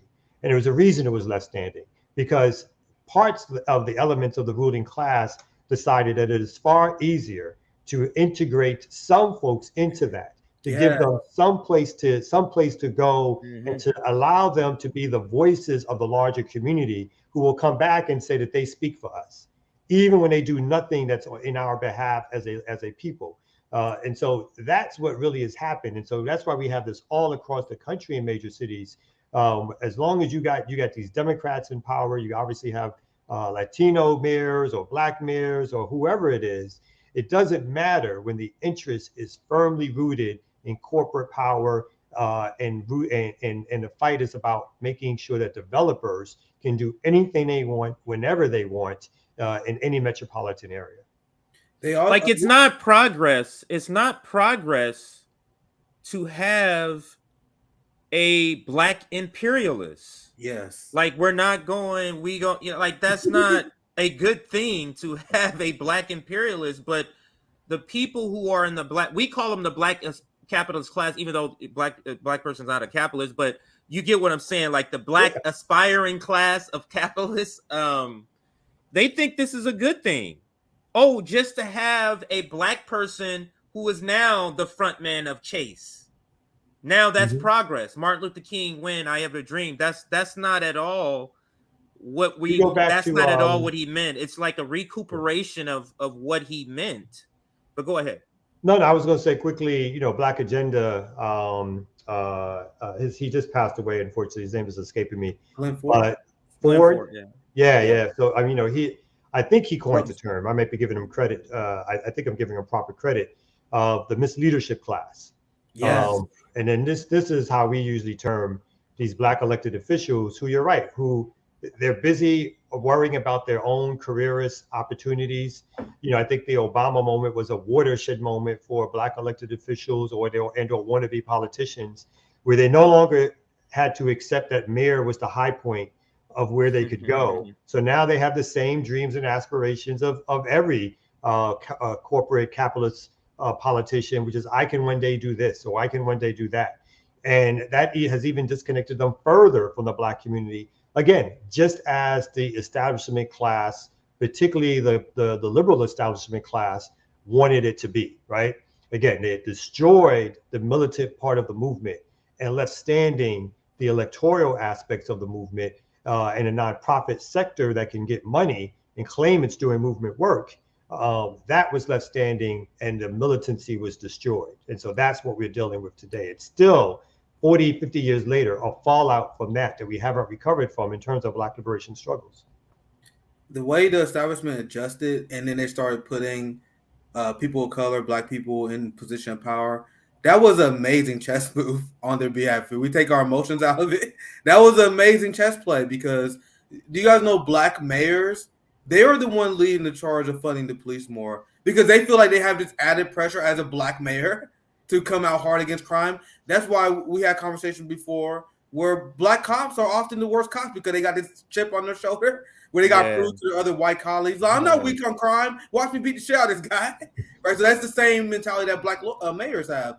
And I want to read. But you guys know I like it when W.B. Du Bois wrote Socialism and the American Negro. He explained the concept that we are explaining right now, the black capitalist class that sells us out. And this has been something this is a tale as old as time, like as old as the slave trade, right? So this is come from his book. A class structure began to arise within the Negro group, which produced haves and have-nots. And that intended to encourage more successful Negroes to join the forces of monopoly and exploitation. Then they helped victimize their own classes or any other classes, lower classes that were possible. To remedy the situation, Negroes still regarded their first step towards emancipation as being political power. And it works. And you had Colin Powell, he just died. He openly admit this. We say, well, there's no racism in this country. If you're black, all you gotta do is get ahead, just become a cop or join the military. Okay, so you gotta join. The only way you get ahead is join the forces of exploitation. What choice is that? Right? When I think about, and again, we are a subservient class to the larger capitalist interests. But when you said the thing about it was a great move, I think about the Civil War, right? And the ongoing struggle, again, within the classes that have power. The ongoing struggle against, let's say, the plantation class against the industrial class during the Civil War. It wasn't like they disagreed so much on the subject of slavery or the enslavement of Africans. It was more that at some point, the industrial class, the so-called Northerners, the corporate carpetbaggers, were like, look, there's a better way to do this, right? What you're doing is holding us back by trying to keep this plantation economy going. We're saying that we can become a huger economic force if we switch to this wage labor and or wage slavery system. And so you're holding us back. And you conservative dumbasses are holding us back, and y'all should shut up and let us lead. And of course, the conservative Southerners were like, this is our way of life. We want this. This is what we need. Right. Shut up, leave us alone, blah, blah, blah. And they fought a war over it, right? They fought a war where, again, the stroke of genius for the liberal class was not that they wanted to end enslavement based on some moral and some principled ground. It was, how do we deplete the South of its workforce, right? And then we'll deal with these Black folks later, right? And how did they ultimately deal with us? Is that they ended Reconstruction. They gave the South back control after they firmly defeated it back into its place, and say, do with them what you want. Our need for them is over, right? So that's basically what was taking place. And we're having similar things that happened in the 60s and 70s again, where the liberal class was like, look, we just need to open up the system a little bit, as you stated, to let some in, to participate. I mean, one of the books I've been rereading, Black Awakening in Capitalist America, a classic book about the Black Power movement, revolutionary strategy during non-revolutionary times, is that Robert Allen points out continually how foundations became a center point for instituting this sort of capitalist strategy, again, of putting money into the movement or into organizers' hands, which gets them to do less radical work, but gets them to move towards voting campaigns, political campaigns. So it's all part of a larger strategy where, again, the right wingers are like, more or less, hey, we have a way of life and we don't want to destroy that. And then they're having fights with their liberal cousins, right? And then we're caught in the middle. And so our so-called leadership can't think out the box because they're so captured by that capitalist class money, notoriety, and wanting to be a part of it, that they can't think out the box and think of a third way. And that third way is us doing things for ourselves with allies and comrades who can think out the box also, who have socialism, right? Scientific, Pan-African socialism, who understand it as a concept, who understand that we have to think of an alternative to this capitalist economy to survive and struggle, that we have other allies across the planet if we only join with them. But instead, they want to join with the Democrats because that's where the money is for them as individuals. I wanted to play this with you on. This was the intro to our video, to this stream. I played this video. It's about 1 minute of actual Marcus Garvey speaking. It goes with the conversation. So let me play it. I'm sure you've heard it before. And then I just want to get your reaction.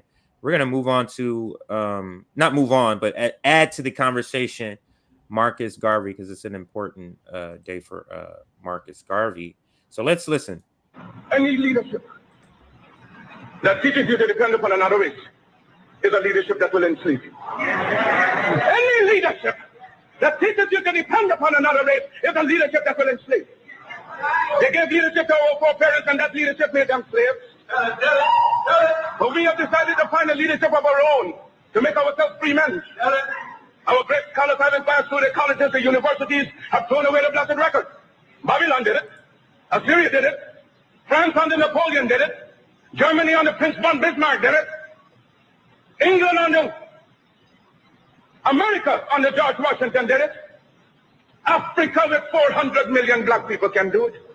If you cannot do it, if you are not prepared to do it, then you will die.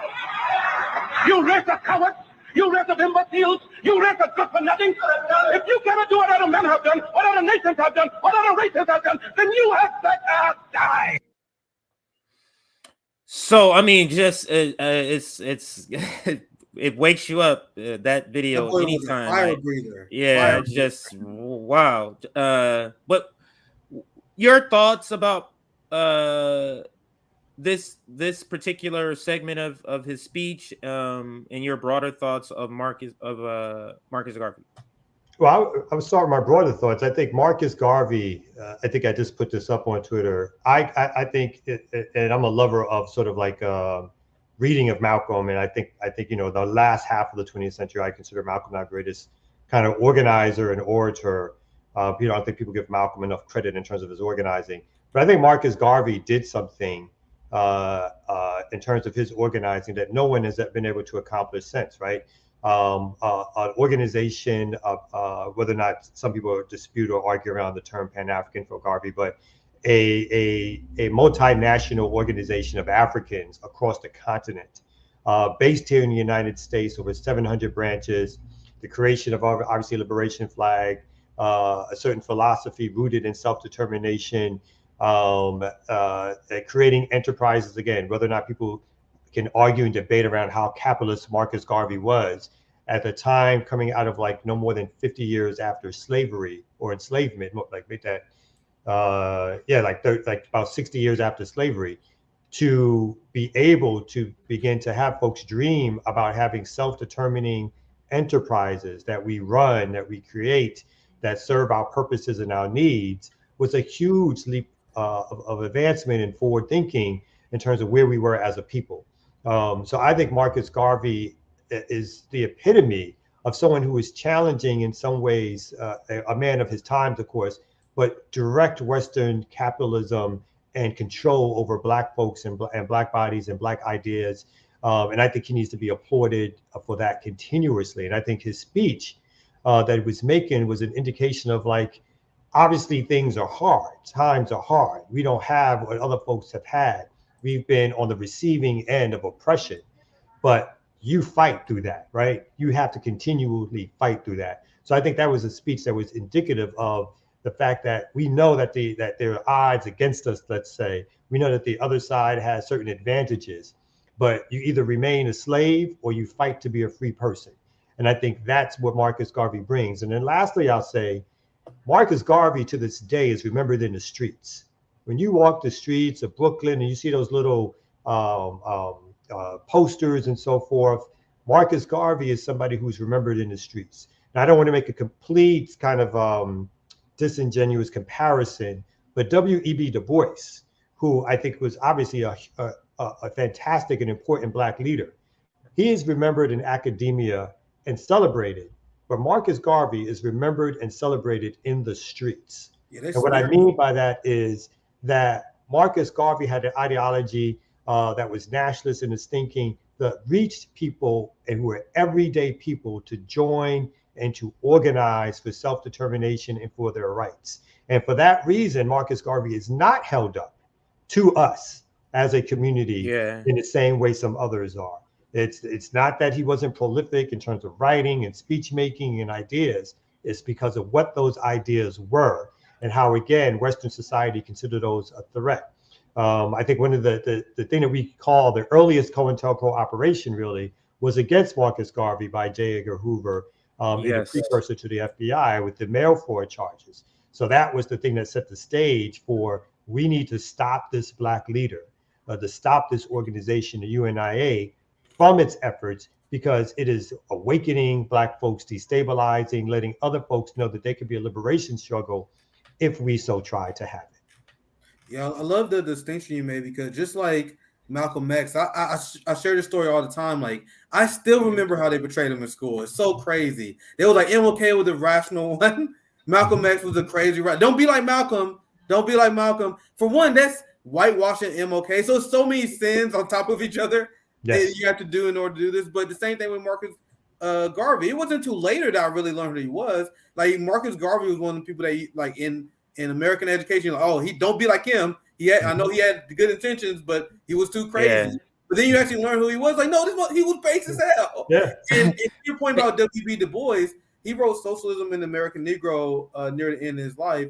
He had a lot of liberal tastes. Like, he was like a Black Chomsky, where Chomsky he was really good on some issues, but then he would get he was really reformist. Like he went to back. Wait, I got to stop you. Wait a minute. Don't talk bad about Chomsky. I'm always a defender of Chomsky. I'm not trying to diss Chomsky. I'm just saying that, like, there's issues that they're good. Like, Chomsky's really gone Ukraine. There's some issues I'm like, oh, whoa. But anyway, that's how W.B. Du Bois was, and like he was more of a reformist instead of a hardcore revolutionary. And like, that's why I love your point that you brought up. That's why they think highly of him. That's why Michael Eric Dyson is held up high among the Black establishment, but Dr. Cornel West can't get tenure at Harvard, right? It's like these small things. Yeah. Like if you don't walk, there's like if you don't walk exactly how the establishment won, they will shape your legacy. They will smear you. So I think that's just important to remember. So go ahead, CJ. I think to Du Bois's credit, of course, later in life, as you said, obviously Du Bois engaged in, studied, took part in Pan-Africanist struggles. His passport was denied him at certain points. He was also vilified. Obviously, Paul Robeson was also vilified. Yeah, Paul Robeson. But at a certain point, Marcus Garvey's sort of legacy. I didn't learn about Marcus Garvey in school, like in elementary or high school. I learned about Marcus Garvey through like seeing pictures of him on the street with the red, black, and green sign, and then later joining organizations and then starting to read. But it was never part of my formal education. And even similarly, Malcolm X, probably I got because he was a little more closer in terms of timeline to when I was in school. But what we got from the Malcolm thing was like, you're right. This at the best thing they could say that they would say about Malcolm, which they thought was a compliment, was that he went to Mecca and no longer thought white folks were devils, and so he was ready to join the civil rights movement. Right? Yes. That was their compliment about Malcolm. That was them saying, "Oh, great job, Malcolm." But other than that, you didn't hear about it, right? When they did do that, I remember they was like, "Yeah, Malcolm calmed down later. Good for him." That's what you got from his own. Anyway, sorry. That's all they got. But let me just play this because you kind of alluded to it. This is Marcus Garvey, and I think this is the video of an attempt on his life when he was about to speak somewhere. So let's listen. It's about 2 minutes. A man named George Tyler, who put a lot of money into Garvey's hand. He was a former investor. One day, he came to see Garvey at one of the UNIA offices. George Tyler stepped in and started shooting. So as he's in there bussing, Amy Ashwood, who was only Garvey's girlfriend at the time before he married her, jumped in front of the shooter to protect Garvey and tackled him down a flight of stairs. Garvey was hit 3 times. The next day, Garvey still went to his lecture and spoke in Philadelphia, all bandaged up and everything. The UNIA was growing at an alarming rate, and the Back to Africa movement was huge. Garvey was big time. There were over 500 chapters of the UNIA. And now here comes J. Edgar Hoover. J. Edgar Hoover sent all types of agents to infiltrate the UNIA. Hoover's agents were in the audience at Carnegie Hall when Garvey bragged that the UNIA would soon be strong enough to exact its own form of justice. When those crackers lynch a Negro below the Mason-Dixon line, since it is not safe to lynch a white man in any part of America, we shall press the button and lynch him in Africa. The agent reported that Garvey's address was met with great applause and much excitement. Garvey felt like black folks needed their own ships. There was the White Star Line, the Irish had the Green Star Line, so Garvey created the Black Star Line. Not only just to help with transportation, but to also sell goods. The SS Yarmouth was the first ship purchased, and Garvey renamed the ship the Frederick Douglass. Shit, yeah. So that Marcus Garvey. Now the reason I was just thinking because that beat, I could rhyme over that beat. I was just thinking of that beat. I had some rhymes. I was rhyming in my head over that beat. It was the beat. But the reason I'm speaking about Marcus Garvey, a man named George Tyler who put a lot of. Let me go back one more. The reason I'm bringing up Marcus Garvey is because I wanted to ask you about it on your page. You have I had it up there previously, and I'll bring it back up. But you had it up where you said that Marcus Garvey is our greatest organizers. Can you speak to what you mean by that? Yeah, I mean, similar to what I said earlier, Marcus Garvey organized on the ground. Marcus Garvey went to people's homes. He walked the streets. He spoke to people on the streets. He organized poor and working class Black people into organization. And people, they see this person as an orator, or they see the person dressing up, or they even hear the stories about the ship lines and so forth. But Marcus Garvey actually, and again, similar to what Malcolm X actually did also, these people don't get enough credit for their on the ground organizing. They met working class and poor Black people where they were. They went into those communities. This was not an organization made up of middle class Black folks. Right. It was not an organization made up of rich Black folks, right? This was an organization that was made up of day-to-day people that started to try to see if it could meet our social needs, some of our business needs, and interacting in some of our security needs, whether or not it can meet our cultural needs, right? So Marcus Garvey built an organization. These days people build single issue organizations because we're told that's how organizing is supposed to happen. Because again, that's how the foundations have instructed us how organizing is supposed to happen. Marcus Garvey built a multi-purpose Black organization, again, which millions of Black people joined, had a newspaper that was read all over the world. So, and when people think about what we need to accomplish in order to even think about having radical change in the United States, or even revolutionary activity, they have to start thinking along the lines of a Marcus Garvey. Again, doesn't mean that you agree with all of the politics of Marcus Garvey, but if you are serious about radical revolutionary activity, particularly if you're Black, and if you're thinking about organizing the Black community, if you don't study Marcus Garvey and the UNIA, and Marcus Garvey and the people around Marcus Garvey, they mentioned Marcus Garvey's his wife, and how integral she was into the organizing what happened. I don't want to portray it as Marcus Garvey did everything by himself, but he obviously was a center point and a leader who built that organization. So you have to study that to understand what is potentially needed to build a large organization that meets the needs, again, the political needs, the cultural needs, the social needs of Black folks, that gets us to join something in mass. There's only been a few times in our history when we've joined things in mass.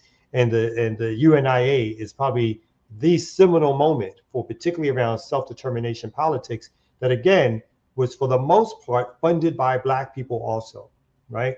So unlike the NAACP, which can also brag realistically about a mass membership, it wasn't funded by Black people, right? It was a liberal institution set up that actually had white leadership at different points as the head of it. And at one point, of course, was perceived as an enemy, but later was kind of given the status of sort of honorary, acceptable Black organization, because you got these militants called the Black Panther Party rolling out. And so therefore now they're the safe Negroes, and because you got those enemies back there. Marcus Garvey built something on the ground, again, that was working class, that was poor, and that tried to meet multiple needs of the larger community. And so that's why it's very important to study who he was and what he did, particularly if we want to move forward and do some work that's similar to that. And that's why you say Marcus Garvey is the Michael Jordan of organizing. He's the Michael Jordan of organizing. he's the LeBron James. He's the Lionel Messi. He's the Messi organizer. Yes. I think you take those crowns. I mean, you can't. If you talk about rings, again, you got millions of people in their organization doing all of that. That's an impressive ass resume, man. Like, that's gonna be hard to beat. I'm gonna do and maybe Nick, you might want to join. I'm gonna do a stream with the I am the Revolution series. We need to do Marcus Garvey. We need to do a lot of people. We also need to do Black August, and let's shift to that. The Muhammad Ali of people in the comments. Yeah, that's a good one. That's a good one. So Kamal has a couple minutes before he takes off. I wanted to make sure I got in Black August. I didn't expect us to talk so much about Marcus Garvey, which is great. But Black August is very important. I want to start out this short segment here, and we can continue the segment even after Kamal has to leave. But it's important. Actually, let me get Kamal to speak. I don't want to use this 2-minute video to take up that time first, so I'll do it opposite. Can you speak to what Black August is briefly, and then speak about how it should be celebrated or how you're celebrating it, And then we can continue. I'll have another question after that. So if you Yeah. can start with that part, please. Yeah, I mean, I'm sure as many people, as the earlier clip demonstrated, Black August started as a commemoration after the assassination of George Jackson, Jonathan Jackson, and others.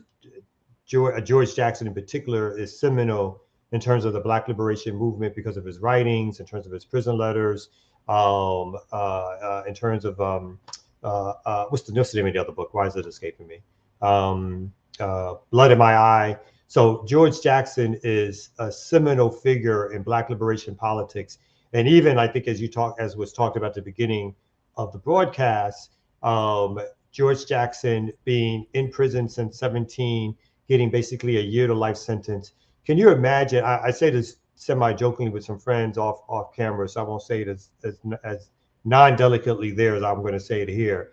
What George Jackson had to do to rise to the level of organizer he was in prison, as a 17-year-old who was locked away, didn't for stealing like nothing, right? So for a nothing offense. Wasn't like he had a murder rap or anything of that nature. Not at all. So the things that he had to do to prove himself in prison, you can't even imagine that. But this brother who, created what we call the Black Guerrilla Family now, basically a prison, a membership group, an organization, became a member of the Black Panther Party, became a seminal theoretician on Black liberation politics.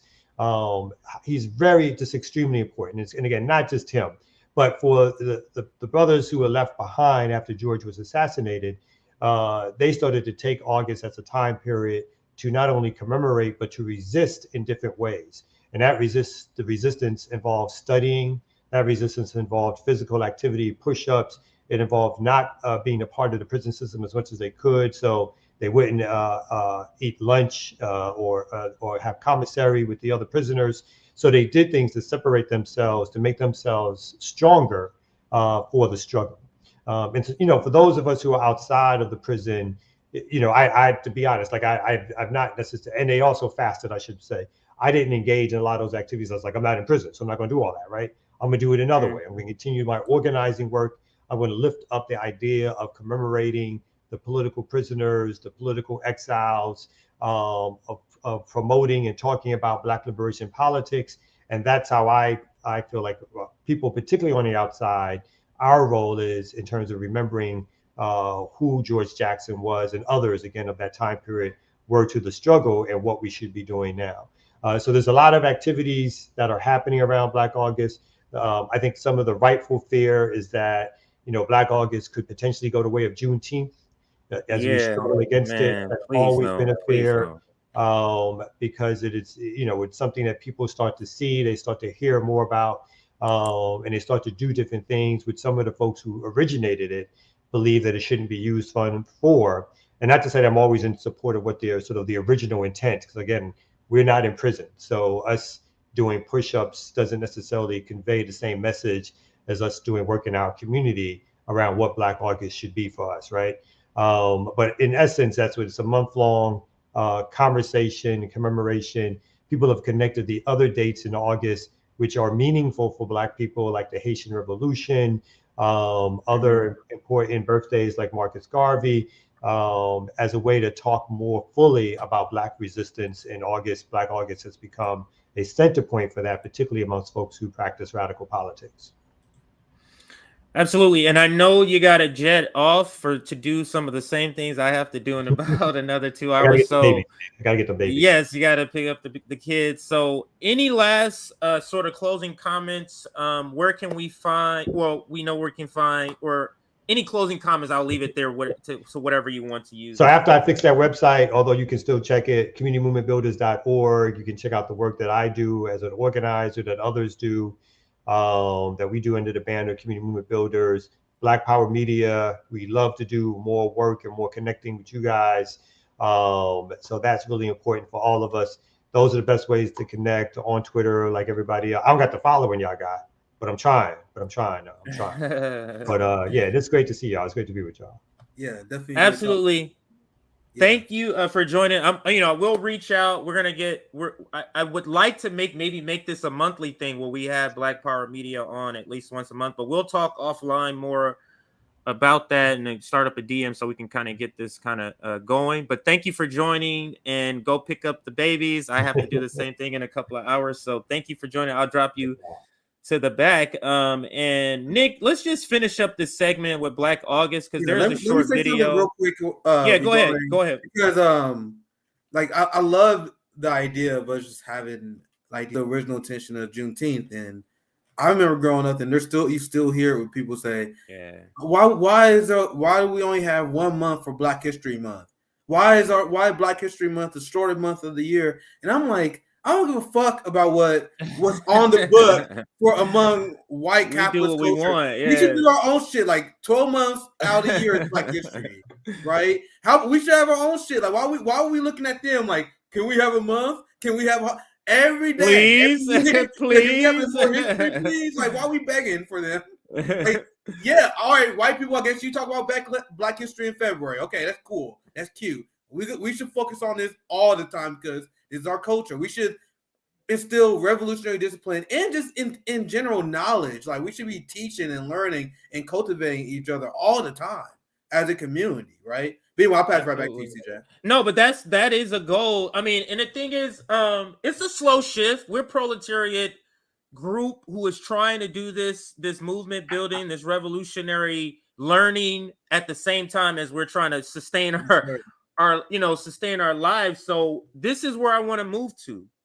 I want to move to where community outreach, we're doing more work in the community. We're more engaged in the struggle with people who are doing the same sort of work. But this short video, it's about a minute long, that kind of gives a little bit more information about Black August. And it's because there's a lot of historical events around liberation, Black liberation in particular, that happened in August. Like, it's crazy how many things that have happened in August. So, and that's the reason why August was selected. It's time to think beyond Black History Month. Black August is a commemoration of past freedom fighters and a movement toward revolution. And how did it come about? Black History Month tends to focus on enslavement, Martin Luther King Jr., and Rosa Parks. But Black August was born out of prison resistance movements from the 70s and freedom fighters like George Jackson and the San Quentin Six who fought for our liberation.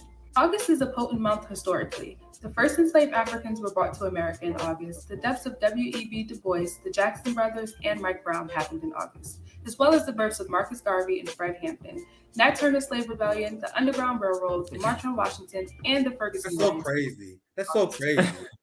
Many Black revolutionaries use August to study history, practice self-discipline through fasting, and gather community to organize for Black liberation. Studying Black history and organizing around Black resistance is essential throughout the year, but embracing Black August and its values can invigorate our efforts to fight for justice. Follow We Are Black for more Black history. Yeah, and I'm gonna because you just hear the number of items, and the thing is, she only named not even half of them, of all the things that happened in August. But let's listen to that list again. As well as the births of Marcus Garvey and Fred Hampton. I didn't go Mike back. Brown, the deaths of W.E. Sorry. And six who fought for our liberation.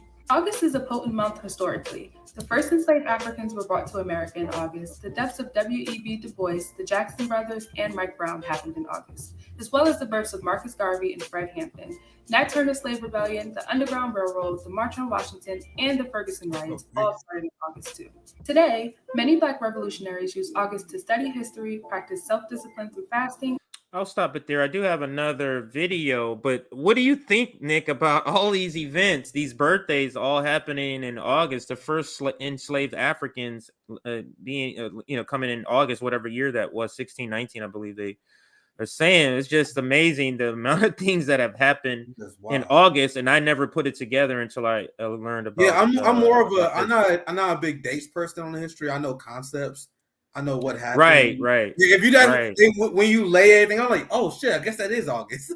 That's great. So it is wild to see, and we have a crazy rich culture of resistance.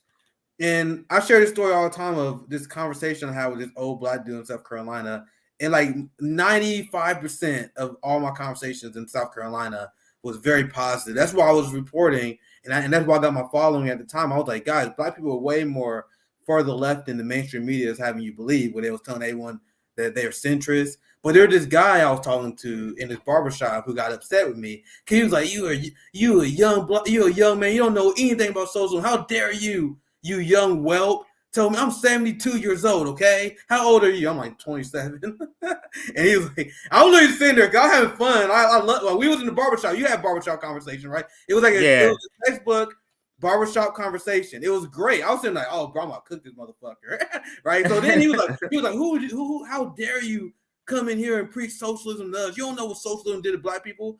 I'm like, okay, sir, you pulling seniority on me? You older than me? Okay, I understand. Do you think you know more than Malcolm X? Do you think you know more than MLK? Do you think you know more than Fred Hampton? And then he was like, what are you talking about? I'm like, you don't even know. These people are not capitalists. These people are socialists. And the thing is, he didn't even know. This is the period on this story. He did not know. And I embarrassed him because I literally put it. Katie Halper had an article she wrote of MLK's most anti-capitalist quotes. I literally just sat there like, bro, you sure about this? He thought it was lying. He like, prove it. So you know, barbershop, you got to present. You got to prove it. I was like, you got to prove it. I googled it. That was the first article I pulled up, and he got mad. He left. He stormed down. It was great. It was. I bring it up. I bring that up because there's so many black capitalists that has been brainwashed because of American propaganda. On Marcus Garvey, on Fred Hampton, on our black revolutionary history. You just read the list of all the stuff that happened in August. Look at our lineage. Our culture is not black capitalism. It's not individualism. That's some shit that white Europeans invented. Marx, and this is what Kwame Ture say. And when people are like, oh, why are you black and you support Marxism? Marx was a smart dude who looked at how Africans, he looked at how indigenous tribes, Latino indigenous tribes lived, and he compared it to Western civilization. He said, look at the American Industrial Revolution that's literally still continuing slavery. He's like, in Europe, they still got slavery. Meanwhile, if you look at these tribes, look how they live. That was the concept of socialism, of Marxism. And then our revolutionary leaders knew this. This is why they were socialism. This is why they was Marxist. Then, over the last few decades, they brainwashed our people into thinking that capitalism is the answer. Now, income inequality between white and black people is worse than the civil rights era. Right now, we have black capitalists that signed with the military-industrial complex. Yeah, and trying to get more of us to do the same thing. And trying to get more of us to do the same thing. That's my take on that. Go ahead, CJ. No, I would just, I guess, putting a into it, like a pin in it is like, and trying to get us to do the same thing. So let's go to a short, funny segment. I'm just gonna bring the video up. I'm not even gonna tell you the video. Let me see. Is this the right one? Let me see. Yeah. Oh Jesus! Fucking all right. Let me set the segment up real quick. Because okay, go ahead. I remember during the campaign, I told you guys, Biden is scary because he's demented. So if he's demented, it's obviously a dark liberal cabal that will be running our government. Do you guys think that Joe Biden is making any decisions right now? Our government and our economic decisions are being made by Larry Summers, Anthony Blinken, Lloyd Austin. Some of the worst swamp monsters in politics is controlling the executive branch. And that guy is just a figure. He's just he's a puppet in a suit, right? So I want to say it that way. Now, think about, as you watch this video, we all know this guy is not calling no fucking shots. He's not running a goddamn thing, CJ. So as you watch this short clip, ask yourself, who's running the country? Who the hell is running the goddamn country? Because it's not this guy. But go ahead, CJ. Okay. All right. So I'm going to play two. So I'm going to play this close-up where you can see his face, where this guy is not there. And then I'm going to play the longer version that's kind of a little further framing of it. But here's the first one.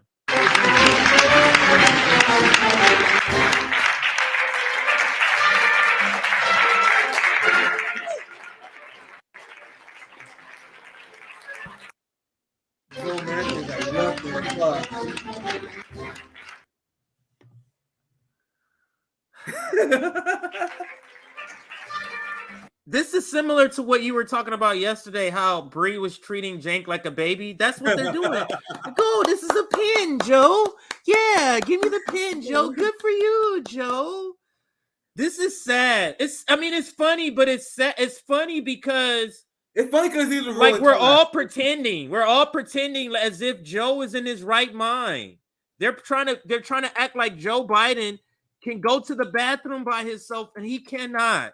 He cannot, Nick. He cannot. But any other thoughts before I'm gonna play the longer video. I saw a video, and it was a few weeks ago where Kamala and Biden was getting this press conference, and Kamala, the way she was treating him was unlike any vice president to president relationship I have ever seen. Like, and there was videos on Twitter of Kamala like, "Hey Biden, over here. Hey Biden, let's go over here right now. Hey Biden, we about to say this now, right?" And it was like, since when is the vice president the mother of the president? So the reason why I bring that up is look at Joe Manchin there. Look at Chuck Schumer. Look at Jim Clyburn. They all know. They all know. So they all know. They know. Like if that was anyone, if that was a young person that did that, Joe Manchin would look at him like, "What the fuck are you doing?" Look at the camera, motherfucker. What are you doing? You see how Joe Manchin go along with it? Because Joe Manchin like, "Oh shit, I gotta go along with it. I can't embarrass the president." So play it again one more time. Look at Joe Manchin. Will he act like this wasn't the guy who was demented? Oh my god. Oh, yeah, yes, President. Yeah, thank you. Can you forgive me this, sir? No, but look when he looks towards Jim Clyburn. That's when the gaze of this guy has been medicated for these few seconds. Yes. Look when he looked towards Jim Clyburn.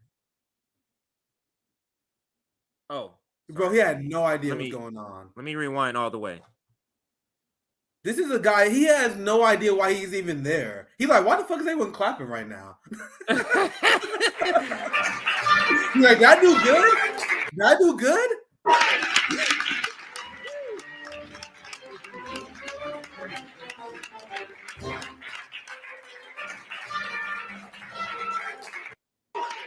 It's like they are definitely afraid. Oh, Joe, please, Joe, let's just get through these 20 seconds, Joe.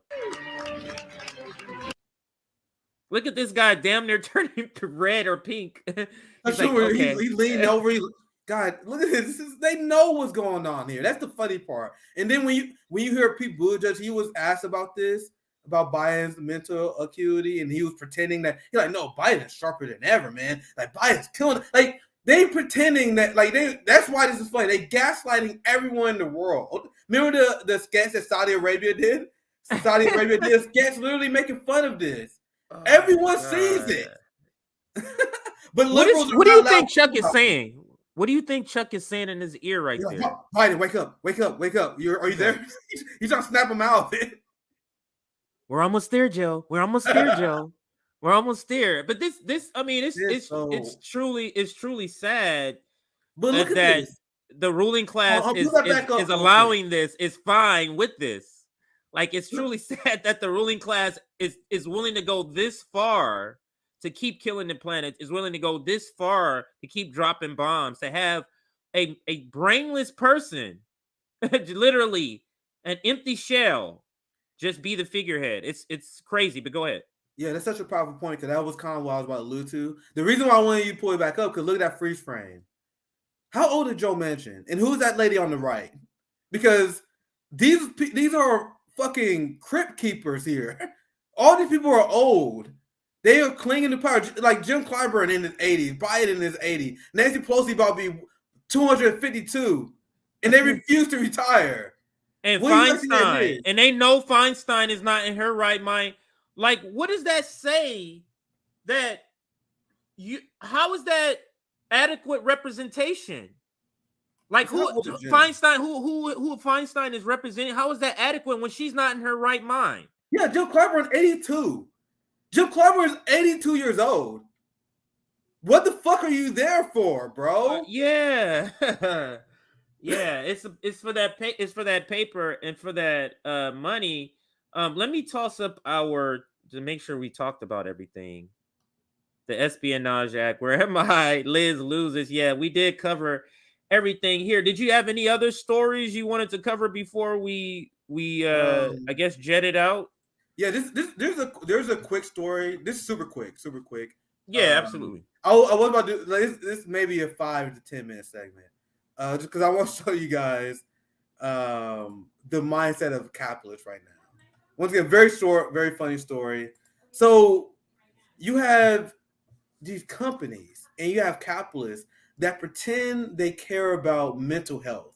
And I had a viral tweet where I was like, how do capitalists say they care about mental health when you guys exploiting the shit out of labor? You guys treat your workers like shit. Every company does. Everybody I know has a story about their company treating them like garbage. I got a ton of them. But they was like, hey, mental health first, but we're going to exploit the shit out of your labor. Then they would say stuff like, we care about you guys. We are a family here. We are a family. That's why we're going to stop you guys from union organizing. That's why we're going to keep you in starvation wages so you can't feed your kid. Because we are a family. This is what Amazon says all the time. We are family, but we're going to force you to shit in bags because we don't give you long enough break time. So this is the cognitive dissonance of capitalists. Look at this story, CJ. Once again, this is one of the things I didn't want to show you before because I want to give you a live reaction. This CEO, this psychopath, this narcissist, he posted a crying selfie after layoffs. So he laid off a ton of workers. So then he posted a selfie and he was like, you guys are my family. I'm so sorry. I'm so sad that I got to do this. Do you guys see how cringe these people are? This is what capitalists have to do now when they know people can see through capitalism. People can see that this is garbage. So he has to pretend like he cares. He probably turned the video off and then took the backdrop away and he was in Cancun. That's probably what happened. Like, that guy don't give a fuck. He's like, who does that? Like, why wouldn't you cry to the people you're laying off?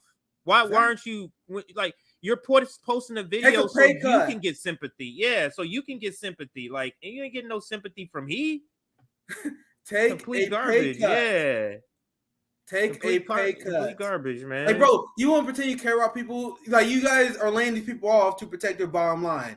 Profit is exploitation. This dude crying all this money. Like, this dude literally did this in real life.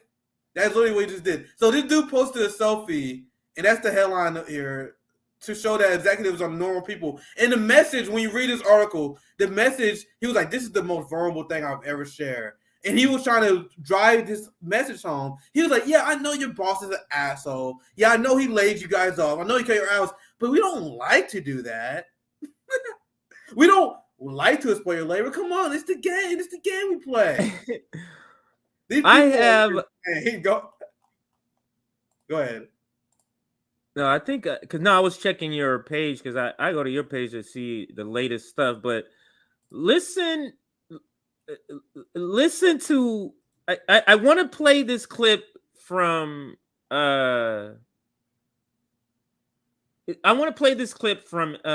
Morning Joe. We got super chats as well, so I gotta make sure I don't forget. Yes. After this. Yeah, let me just play this quick clip from Morning Joe of the Liz Cheney thing. Let's listen to see what she says here, or they say. And the thing is, all right, here's the deal. I've talked about this for a while. When we're kids, we stick our hands on the hot stove one time. Ow. Then you don't keep doing it. Ted. Scott like a he keeps going like after Liz Cheney. Just move along. My bad. That's the wrong one. It is. God, all right, segment start now. Yeah, we start. Yeah, start yeah. Now. They took it away because I just searched this. They updated and added some more videos. Yeah, I know. I just played this and then now the audio was low on that anyway. The audio was low on that. Yeah, video. But anyway, the Morning Joe, because I watched, because I'm able to record.Maybe I can bring it up in a different capacity, but the way they were talking about Liz Cheney, it was just hilarious. On Morning Joe, you just gotta hear it if you haven't seen it. Like Morning Joe is just terrible. When he was saying something about her speech, and they're always bringing up past like people in history. I can't remember who he brought up, but yeah, General Ulysses Grant and this, and he's saying all this stuff, and I'm like, this is Liz Cheney. What are you talking about? Who she's voting for? But anyway, I thought it was funny, and I was gonna play the clip, but it went away. I don't know. Since we had to end, we're doing quick shotgun stories. This is another quick one. I just want to give you a reaction. Maybe it'll be a short clip I might make later. Remember, we just showed that video. It actually works perfectly out the Biden being a broken brain, right? Who's running the government? Who's actually calling the shots? So one of the reasons why I refused to vote for Joe Biden was because he showed his hand very upfront. Where once again, Voss was like, "Oh, Bernie did a good job pushing Biden to the left." I'm like, "You guys are clowns." He literally got Anthony Blinken as his foreign policy advisor. He has Larry Summers as his economic advisor. Yeah. That's him literally saying, "I'm about to govern like fucking Dick Cheney. I'm about to govern like Larry Summers."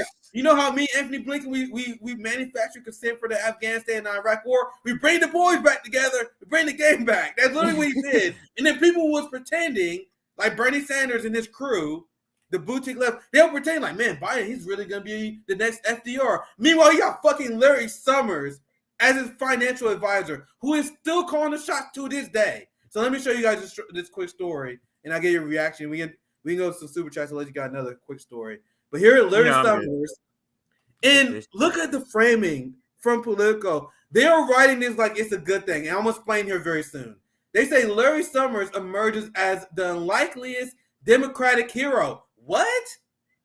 Yeah, I read that story. Larry Summers' deep involvement in White House economic planning is remarkable since he has been among the sharpest critics of Biden's spending policy.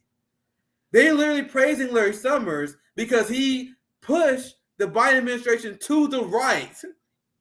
And he was like, we can't listen. His message was, we can't listen to the progressives who are driving us too far left. We got to win over the moderates. We got to be able to whip up folks.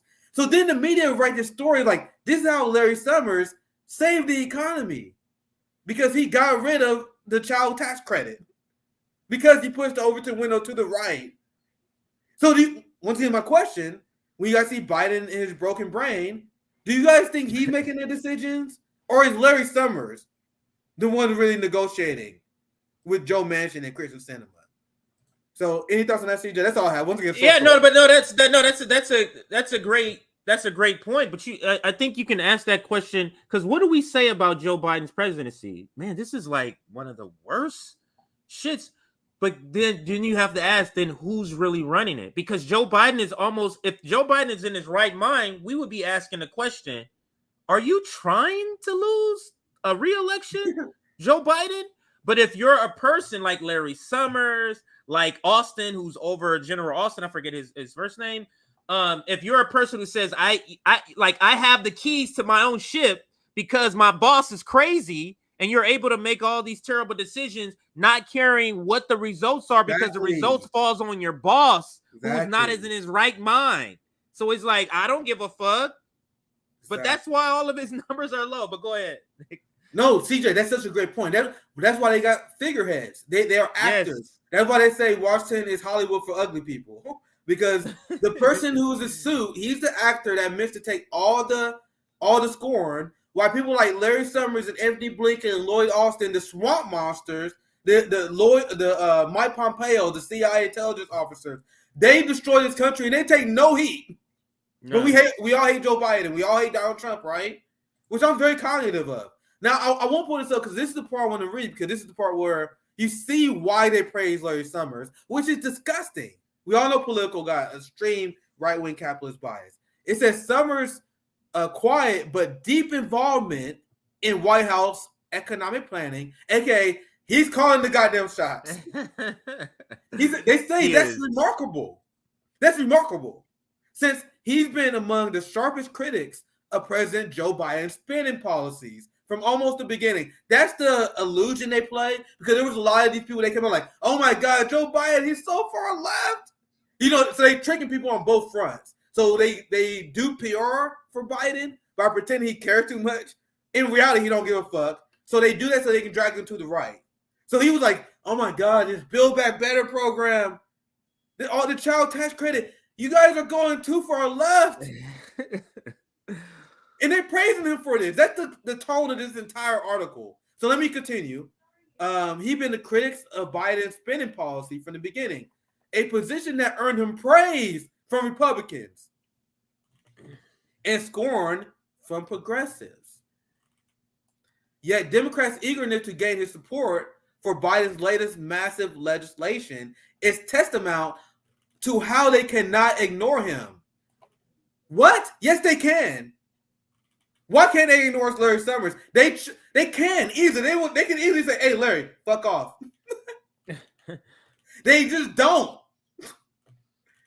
Especially not if he's telling them the things that they want to execute. It's the same thing I say about Joe Manchin. You don't reward Joe Manchin unless he's doing exactly what you want him to do. Like you don't give his wife a job or whatever they did for his wife, giving him a seat, keeping him in his leadership positions, wherever that is. I forget what it is.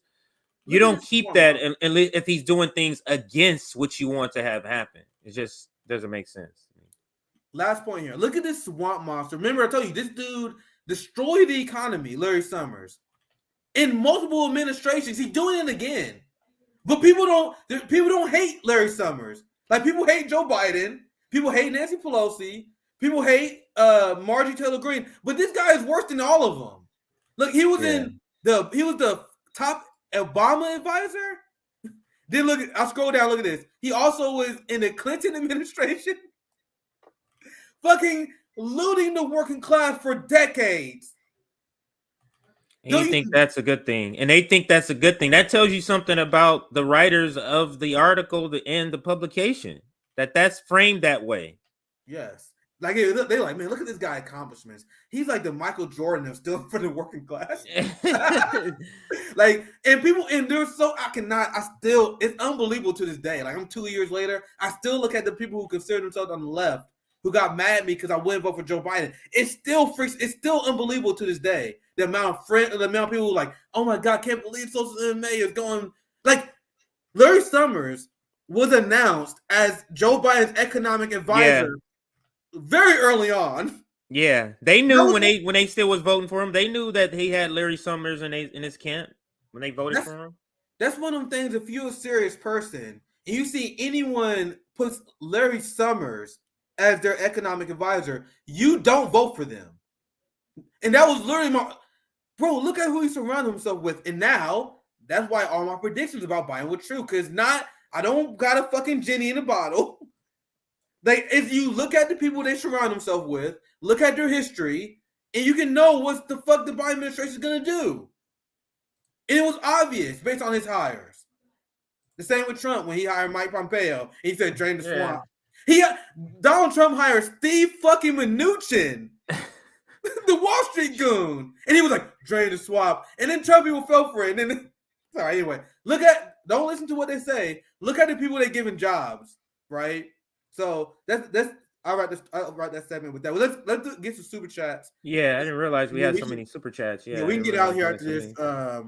2 super episodes. I'm gonna cut some clips tomorrow.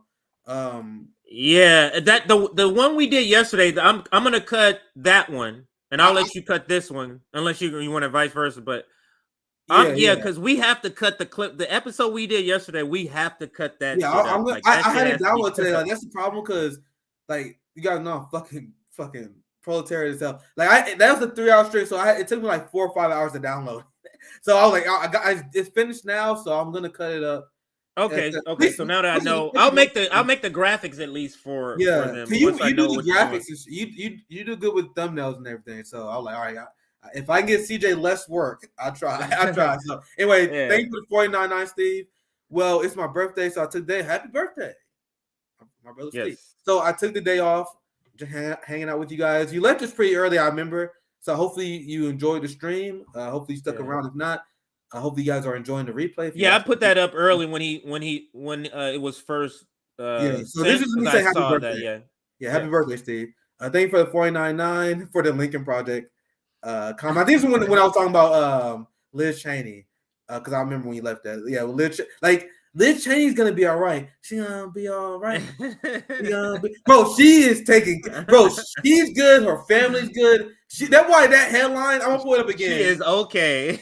I'll pull it up again because I know this later stream and people probably don't watch it the whole time. So this is the quote that we were talking about at the time. It won't be that long. Here's Robert Reich, and this is why this is absurd. Let me take the chat off so you can see it.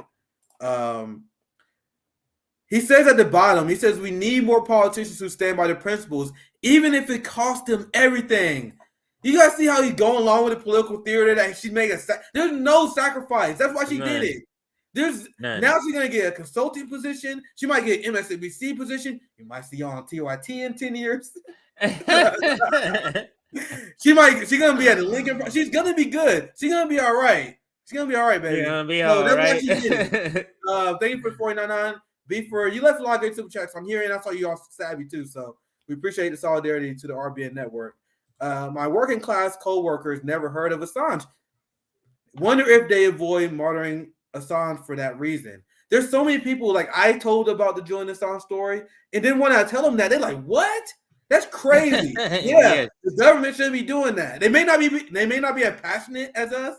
They may not protest over it, but their initial opinion will always be, if you explain it right, damn, that's fucked up. We shouldn't be doing that. And that's all it takes. That's all it takes. You need everyone just to say that, and you can get a movement started. That's why they don't talk about it. This is super sticker. Thank you for the $10, Justin. B, thank you for the support of the channel. Thank you for the $2, Harry. Who got to vote first in U.S.? White women or black men? I think black men got to vote first. I think black men, I believe, got to vote first. I'll say, yeah, I think that's the order of events. Not sure of the relevancy, but yeah, thank you for the comment. Thank you for the $49.99 Beefer. Remember Dems pushing to push 25th Amendment. There it is. Pretending to push 25th Amendment against Trump. Like, what about now? That guy is incapacitated. He should have the 25th Amendment done, but the problem is we're gonna have Kamala Harris. Yeah, nothing gonna change because whether it's like you guys see how incompetent Kamala Harris is. Like Joe Biden's the dementia patient. Kamala Harris will just be the suit that just say random platitudes, not making no goddamn decisions. That's why they pushed her. I wonder, does her and Hillary Clinton have the same like clothes designer? Because I swear they'd be getting the same I knew Kamala was bad trouble when I first heard about her.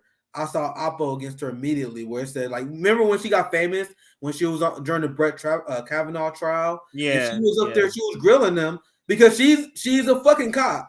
She's a prosecutor. Yeah. That's the only thing in policy she's good at doing the theater. Like when it comes to the political theater, her staying in the courtroom, her grilling someone, it looks good, right? That's what because she was a fucking cop. So she became famous because of that. Then after that, there was a story that said Kamala Harris met with Hillary Clinton and a lot of her donors, campaign in the Hamptons. I remember that. Yeah. So after that, like, oh shit, that's the one they want to push. And then Harvey Weinstein was there, I believe. I think Harvey Weinstein, I believe Harvey Weinstein was there, or maybe met up later because I remember he was one of the donors. I remember reading about it. They miscalculated so bad because, I'm judging it from the liberal point of view. Like, if you think about it from the liberal point of view, like the Brett Kavanaugh trial was like a great performance for Kamala, right?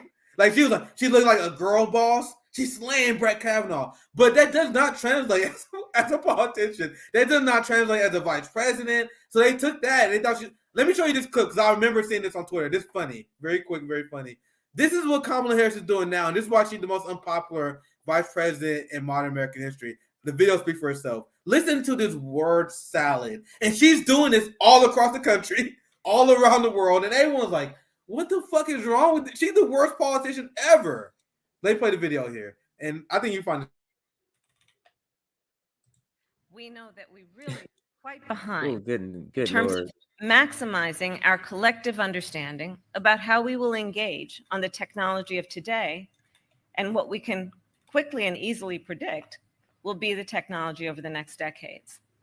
So to maintain our position as the United States of America on this issue, it is critical that we work together to understand where we are, to recognize and have the courage to speak truth about what is obsolete, and then to partner to ensure that we are speaking the same language with the same motivation, inspired by the opportunity of it all, but then doing the work of updating how we have been talking and thinking about our exploration in space.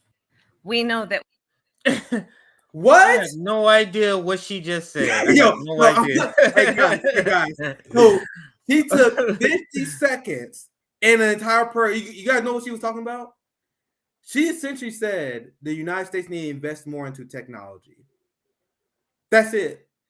She could have went up there on that stuff. I don't play it again. So now that you guys know, she is literally saying the United States need to invest more into our technology. Look how long it takes her to say that. Imagine we had me and CJ and I was like, yeah, we need to grow RBN. We're going to come together with our shared values, with our collective experience. We're going to come together as a strong community, with a strong foundation, with the positive goal, with the strength of heart to believe that we can grow as a channel.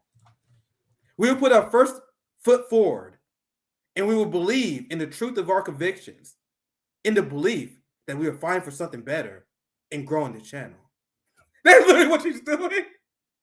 So I'll play it one more time. So what she is saying is the United States need to invest more into into technology. That is what she's saying. Now let's see how long it takes for her to say it. we really are quite behind in terms of maximizing our collective understanding about how we will engage on the technology of today and what we can quickly and easily predict will be the technology over the next decades. So to maintain our position as the United States of America on this issue, it is critical that we work together to understand where we are, to recognize and have the courage to speak truth about what is obsolete, and then to partner to ensure that we are speaking the same language with the same motivation, inspired by the opportunity of it all, but then doing the work of updating how we've been talking and thinking about our exploration in space.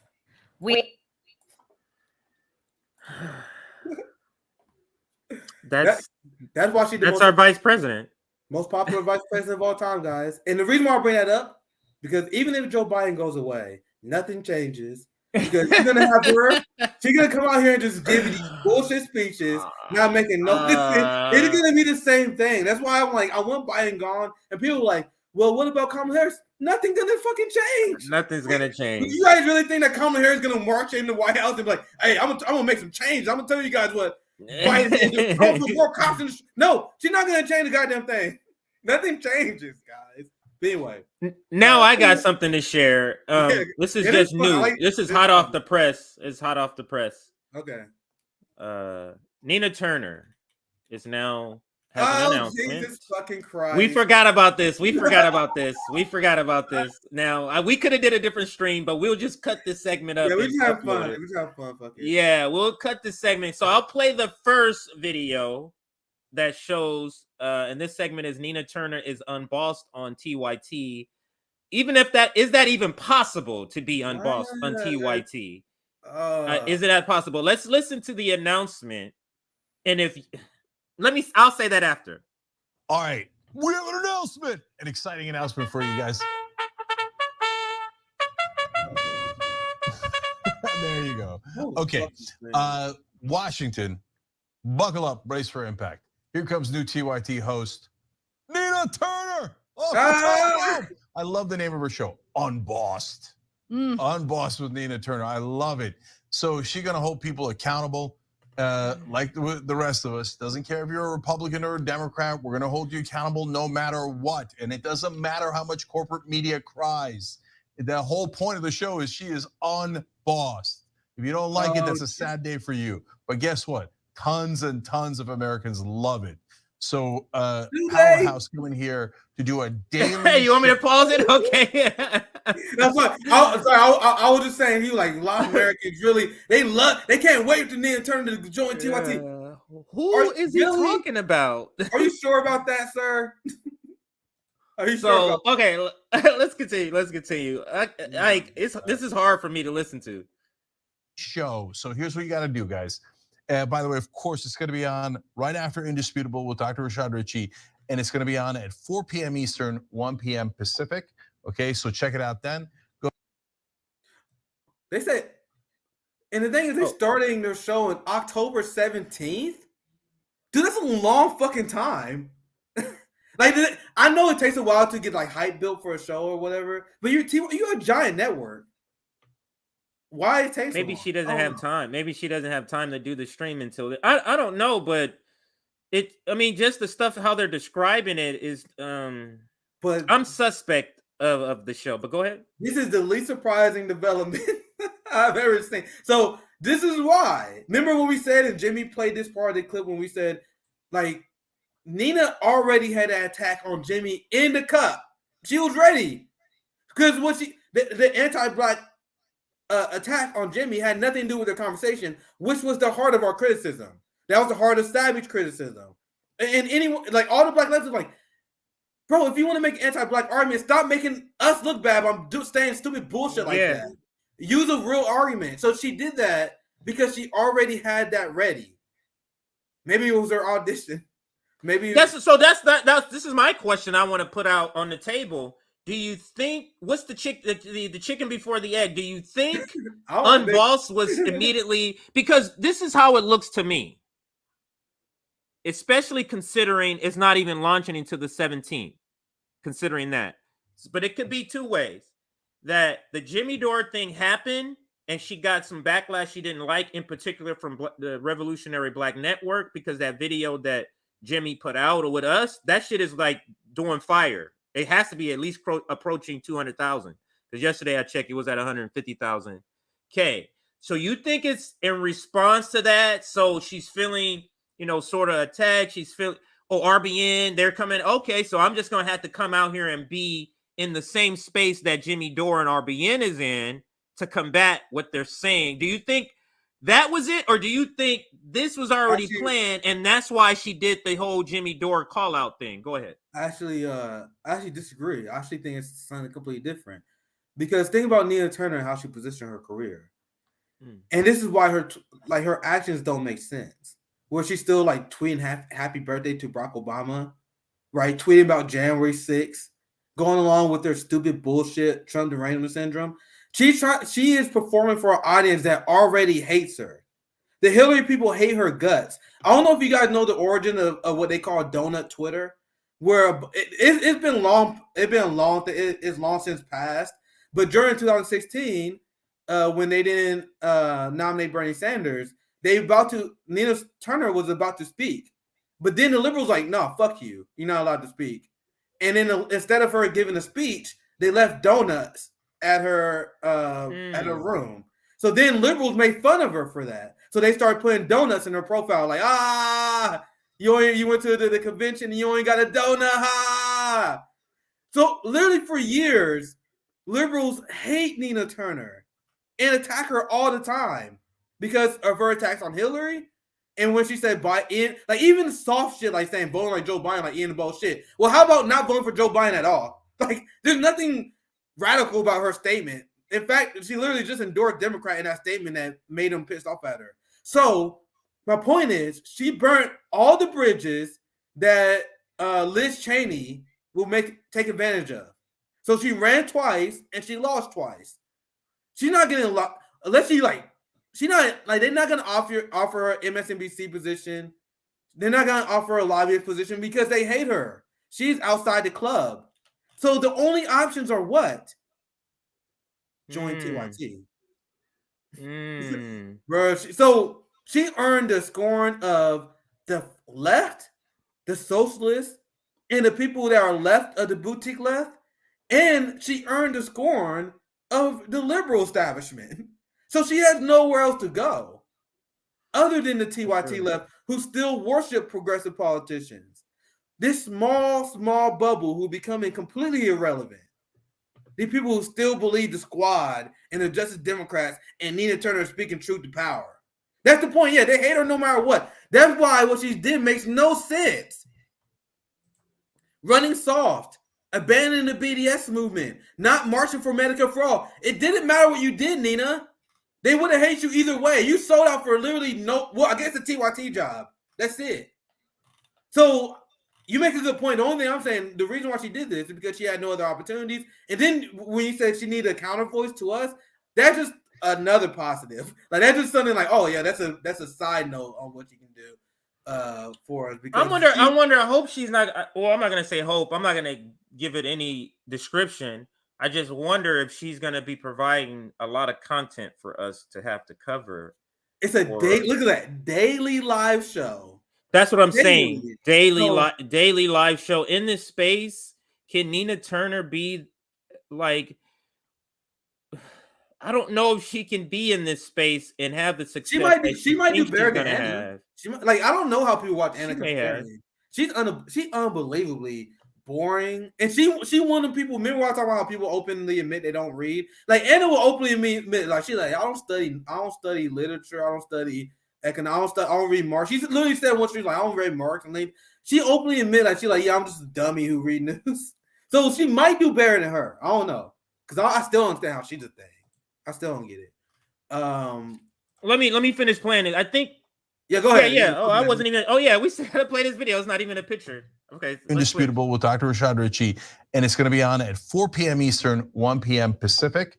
Okay, so check it out. Then go to tyt.com/unbossedtyt. That is the main place to go. tyt.com/unbossedtyt. You can subscribe to the channel on YouTube, follow it on Facebook, subscribe to it on Twitch, but you're going to get the instructions there. So it's super easy for you guys. Make sure you're sharing the news on social media. Just real quick. Do you not see Cenk Uygur's embarrassing performance? Everyone is roasting him. The entire, the video is incredible. The entire TYT community turned against him. Everybody.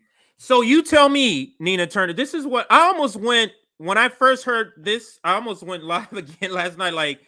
So Nina, I almost tweeted something out, but I didn't want to stir up even more because we already kind of been stirring shit up. So yeah, that's why Nina, so you're telling me Jimmy Dore is anti-black for what he did?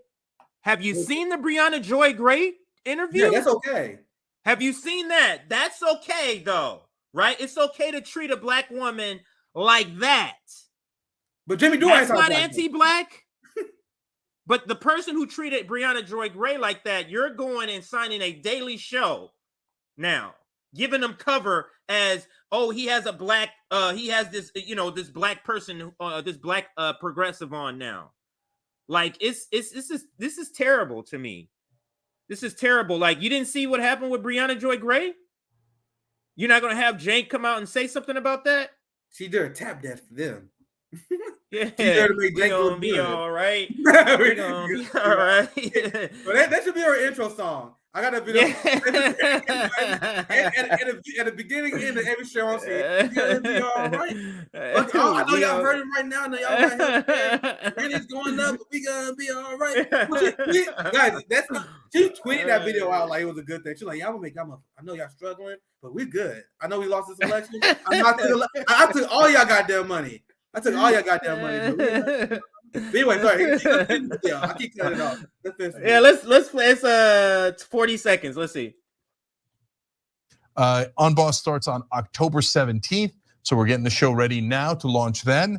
And you can watch it on tyt.com/live on YouTube, Facebook, and Twitch. And you can listen to it as a podcast on Apple Podcasts and everywhere you get your podcasts. So let's show our power here. Let's make sure that she gets off to a great start. Everybody subscribe and follow right now. Would love to have one of the strongest progressives in the whole country here at the TYT Network. She's gonna be an amazing new host. And as always, brought to you by our members. Ask and ye shall receive. You guys give us membership, you support us, and it allows us to grow. And here we are growing with one of the best. Why is he pretending as if he's not sitting on 20 million? Why he's pretending like they're paying their bills off the fucking membership? Why are you pretending? This dude was begging for money in the middle of a pandemic, and he called other people grifters, even though he getting paid by a Democratic Party dark money. How crazy is that? We finish. All right. Let's finish this up. Let's finish the clip up. Best and strongest and mightiest progressives. I don't think that she was I in the love video. it. It's not. Everybody check it out. tyt.com/unbossedtyt. That's it. All right. So, yeah. Now she put out a new one today. You may have seen it, but I haven't seen it herself. Oh no, you haven't, because this is 24 minutes ago. Oh, so we're bringing you breaking news, like so this live off this the is wire. extra time. This is extra time in the show. Yeah. So let's. Hang on. Hello. So I'm gonna cut this up today. I'm gonna cut this segment because this is brand new. So this you know. Well, instead of doing another stream with a whole another, I'll just cut it up and put this out today. So let's listen. This is her from her own mouth talking about the show, her announcement, and she's doing it on her channel. Hello, beloveds. I have a big announcement, and I want you to be one of the first to know. I'm launching a new daily 1-hour show with the Young Turks called Unbossed with Nina Turner, starting October 17th. We are going to be taking on corruption in all of its forms, whether it's big money, big pharma, the injustice system, the establishment of both parties, both Republicans and Democrats. All that we love is on the line. They keep coming for the people, not serving the people. Now we're coming for them. Anytime anyone, anywhere tries to take power from the people, that is where we will be together on Unbossed. And not only are we going to take on these people, we're also going to have a little joy while we fight. What is life without having some joy? We are going to keep the faith and we are going to keep the fight. The channel's already up, so go subscribe now. Yes, right now at tyt.com/unbossed. TYT. You know what else could be behind the date so far out is that they know far leftists by example through her election are not supporting her, so they can't just launch in 2 weeks. They can't have Nina Turner launch with 2,000 views. She can't. That can't happen. So what do? We build up, we put the launch date way out and keep telling people to go subscribe so we can go ahead when we launch and say, look at all of the people who are interested after we've spent over 7 weeks promoting the shit. Like, yeah, also the midterms election, the midterms. That too. Oh, she want that midterm boost. She want that midterm. Oh, my bad. I was trying to remove this. We gonna be alright. We gonna be alright. We gonna be alright. We gonna be alright. We gonna be alright. We gonna be alright. We gonna be alright. We gonna be alright. We gonna be alright. We gonna be alright. We gonna be alright. We gonna be alright. Break it down for you. Put that in context, though. Why did we start sort of making fun of that? Because why was that put out? Was it we gonna be all right? Let's start this revolution. We gonna be all right. Why was she saying we gonna be all right? After she lost. That was after she lost. So she lost. She was like, I got a TYT contract in the back. I ain't marching for the healthcare for you guys. Yeah, you guys mad because I didn't march for healthcare for you guys? I'm gonna be all right. Shit. You think I need that marching shit? Nigga, I'm gonna cover some electoral politics. Nigga, I don't need none of that drama in my life. I don't need none of that abortion FBI drama in my life. Fuck that. We gonna be all right. We gonna be all right. Sorry, I don't know why I'm too fucking. That is hilarious. So you see the announcement. Now let me take you one more place. Oh, actually, I'll just go here. I'll go here because it might be here where I saw it under the announcement. It is not. Marianne Williamson.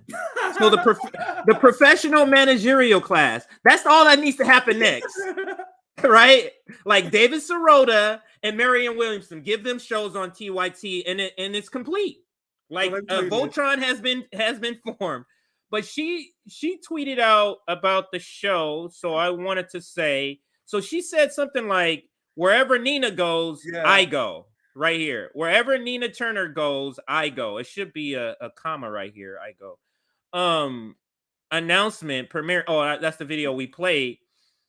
Premiering October 17th. Go ahead. Yeah, I know what you're talking about. Where here it is. This is we know what this is gonna be now. We know for sure what this is gonna be. This is gonna be the boutique left. Rachel Maddow. They actually like this show actually might do really well. Like this show might do better than the TYT main channel. But it's gonna it's gonna do. I think it is gonna do better probably than most of all the shows on there because of the people on there. She is the most likable, even though look at Jake. She's turned off a lot of people, but look, it's Jake. I mean, he's terrible. He's definitely better than Jake and Anna. Yeah, so they're gonna do. She'll do better than them. She'll do better than them. But I'm just saying. How many followers they have? Like I don't know how many. Are they going to do a panel about how the United States should stay in Afghanistan because of the Afghanistan women? I'm very curious because that was Marianne Williamson's position. Are they going to do a panel where Marianne Williamson talks to Nina Turner and talk about how Israel has the right to defend itself? Let me ask you this: Do you think on Unbossed, this is TYT's black show, real black leftists, right? Do you think defund the police is ever going to be on there front and center? Defund. How about Marjorie Taylor Greene, the conservative? How about her idea of defunding the FBI? Do you think any of those will ever make an appearance on Unbossed? I got another question for you, CJ.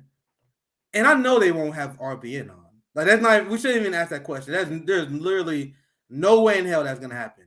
But she's Unbossed though. Why not bring on an unbossed channel like RBN? We're unbossed. I guess we too unbossed, I guess. But leave us out of it, right? They won't even bring on Black Power Media. I promise you they won't. And they won't bring on Black Agenda Report. So Nina Turner is gonna have this black leftist channel, and I will apologize if I'm wrong. If Black Power Media jump on that, like holy shit, that's crazy. But I promise you, Margaret Kimberly. How about Margaret Kimberly? They won't have Margaret Kimberly.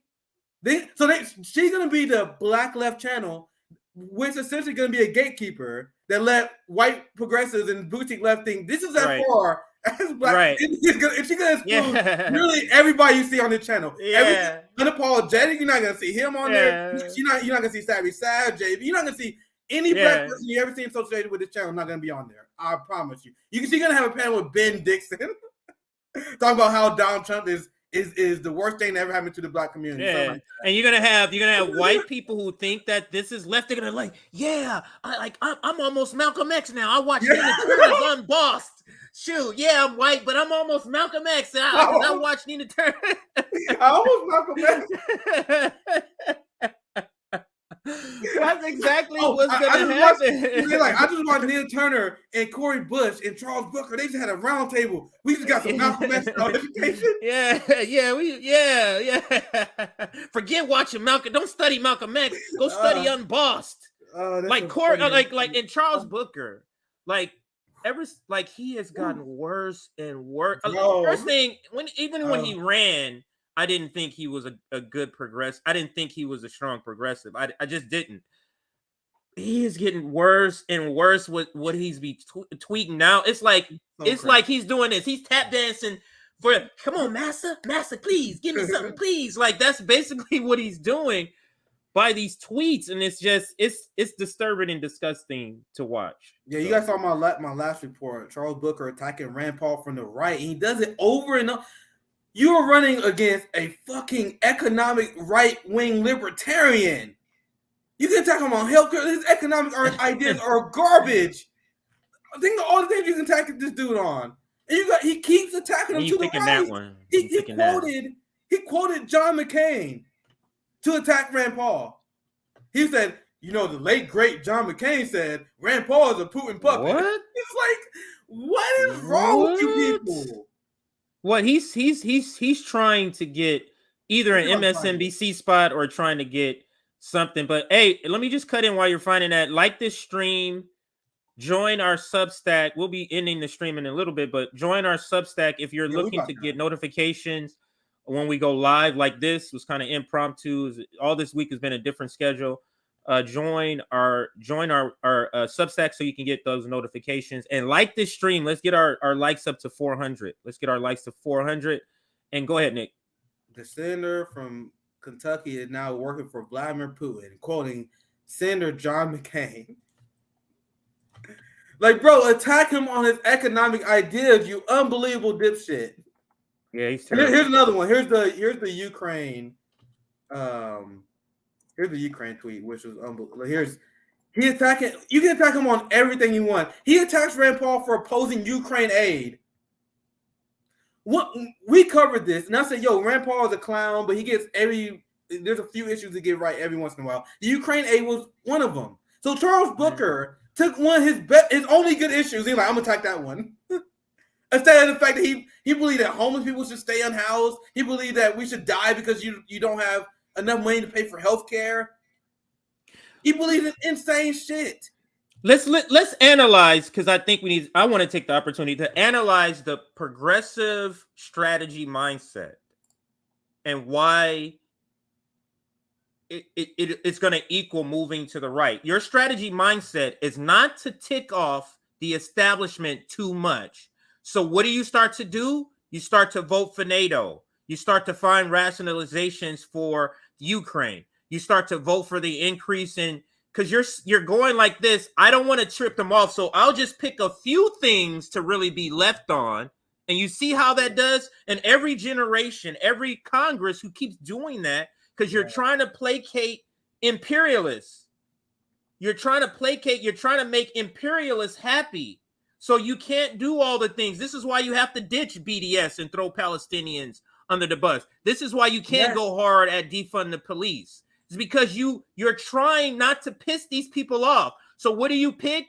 And why it has made people in the Americans think that being left is just saying $15 minimum wage and Medicare for all. I'm a leftist. Malcolm X, come out. I'm here in the history books. I'm for Medicare for all and $15 minimum wage. I'm a leftist. It's because you're trying you're trying to make them happy also while doing this. So the people who are following them are thinking, oh, well, that's all you have to be a leftist. I can be for NATO. That's what Vosh is saying. That's what Vosh is saying. That's what Hassan, what is his name, Piker is saying. Like, I can do all these things that are not socialist, that are ahistorical to being socialists. They have no basis in the understanding of socialism. But this person just says I'm socialist and does all these capitalist things. It's terrible, man. And the fact that Charles Booker, Jamal Bowman, and John Fetterman is selling out so bad is an admission that LC sold out. Because they saw that LC, they're like, oh shit, if I want to be in a club like LC, I got a hedge. And they already doing it. Like, I'm a good boy. I'm a good boy. There's Kyle Kalinske, Humanist Report, all these boutique leftists are running up to Fetterman. They are bootlicking John fucking Fetterman, who's a Zionist, by the way. And look at this tweet. He's another Ukraine proxy war bootlicker. John Fetterman tweets this out. Tonight we saw how we can be united as a country, support our commander-in-chief, the president of the United States, as he takes on Putin and supports the people of Ukraine. We must continue showing the world that we as a country are completely united, plus stand with Ukraine in the fight against Putin. This is the progressive hero. He also tweets out that I'm a staunch ally. Let's see if I can pull it up real quick. He also mentions how I'm a staunch ally of Israel. He says this quite literally as Israel is bombing Gaza. I'm not bullshitting you. So he saw Israel bombing Gaza, and he was like, I'm gonna do PR for them real quick. Here's the receipt, because I got receipts for days, guys. Loading. John Fetterman says he'll lean in. I double down. I do more of the Israel bootlicking. On Israel-U.S. relationship as standard. You got progressives like Kyle Kalinske, Humanist Report, TYT. They were bootlicking a fucking Zionist, white supremacist piece of shit who pulled a shotgun out on a black jogger because he thought the black jogger didn't belong in the neighborhood. This is how far right the progressive movement has gone. So, and this is why I said this is a realignment.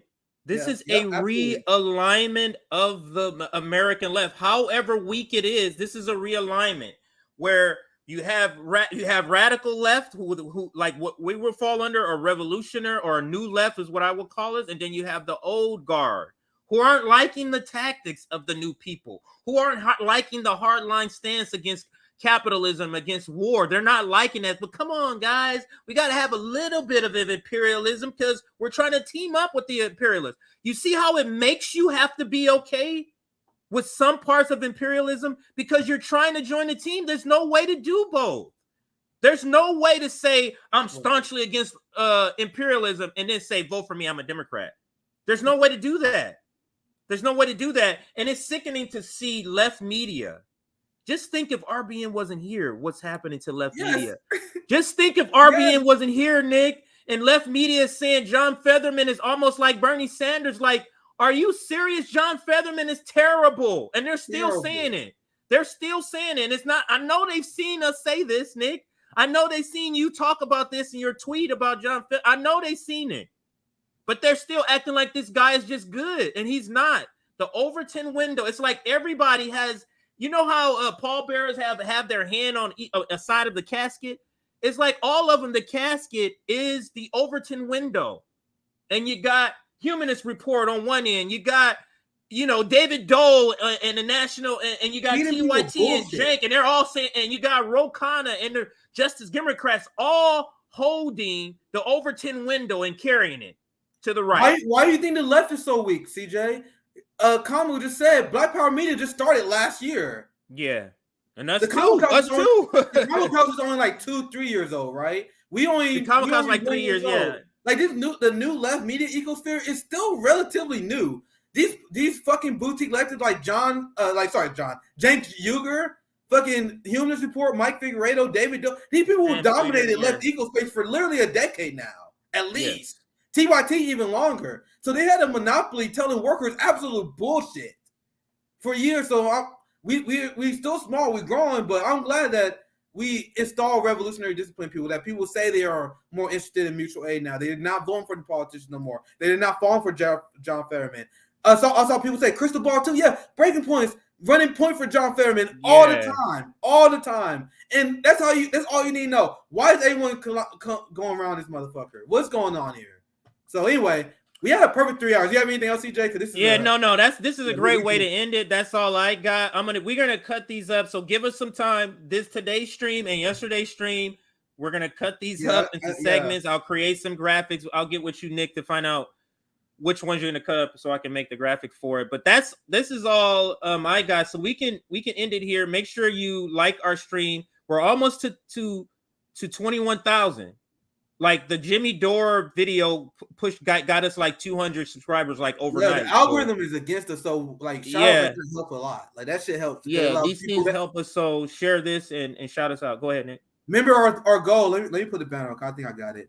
RBN to 30K. It always sweat because the algorithm is not nice. Like we have good times, we have bad times. We in a bad time right now, so I get nervous. So I still think it's attainable. I still think we can do it. If you guys enjoy the streams, like. I literally type in, like, because I did a report on BDS and Israel. I typed in BDS, Israel, RBN. That shit doesn't even pull up. It's like, how do people find our shit?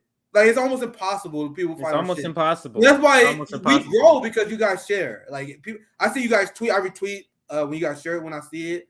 I can only imagine the ones I don't see, like when you guys share it on Facebook or whatever. You guys literally the only reason why we grow. And that's why I do want to take time. Thank you. And if we are going to get RBN and 30K, we're going to need you guys' help. Even if they're not left it, just tell your friend about us and we can help convert them. So that's the only shout out. Help us get there. Yeah. We appreciate the support, guys. Yeah.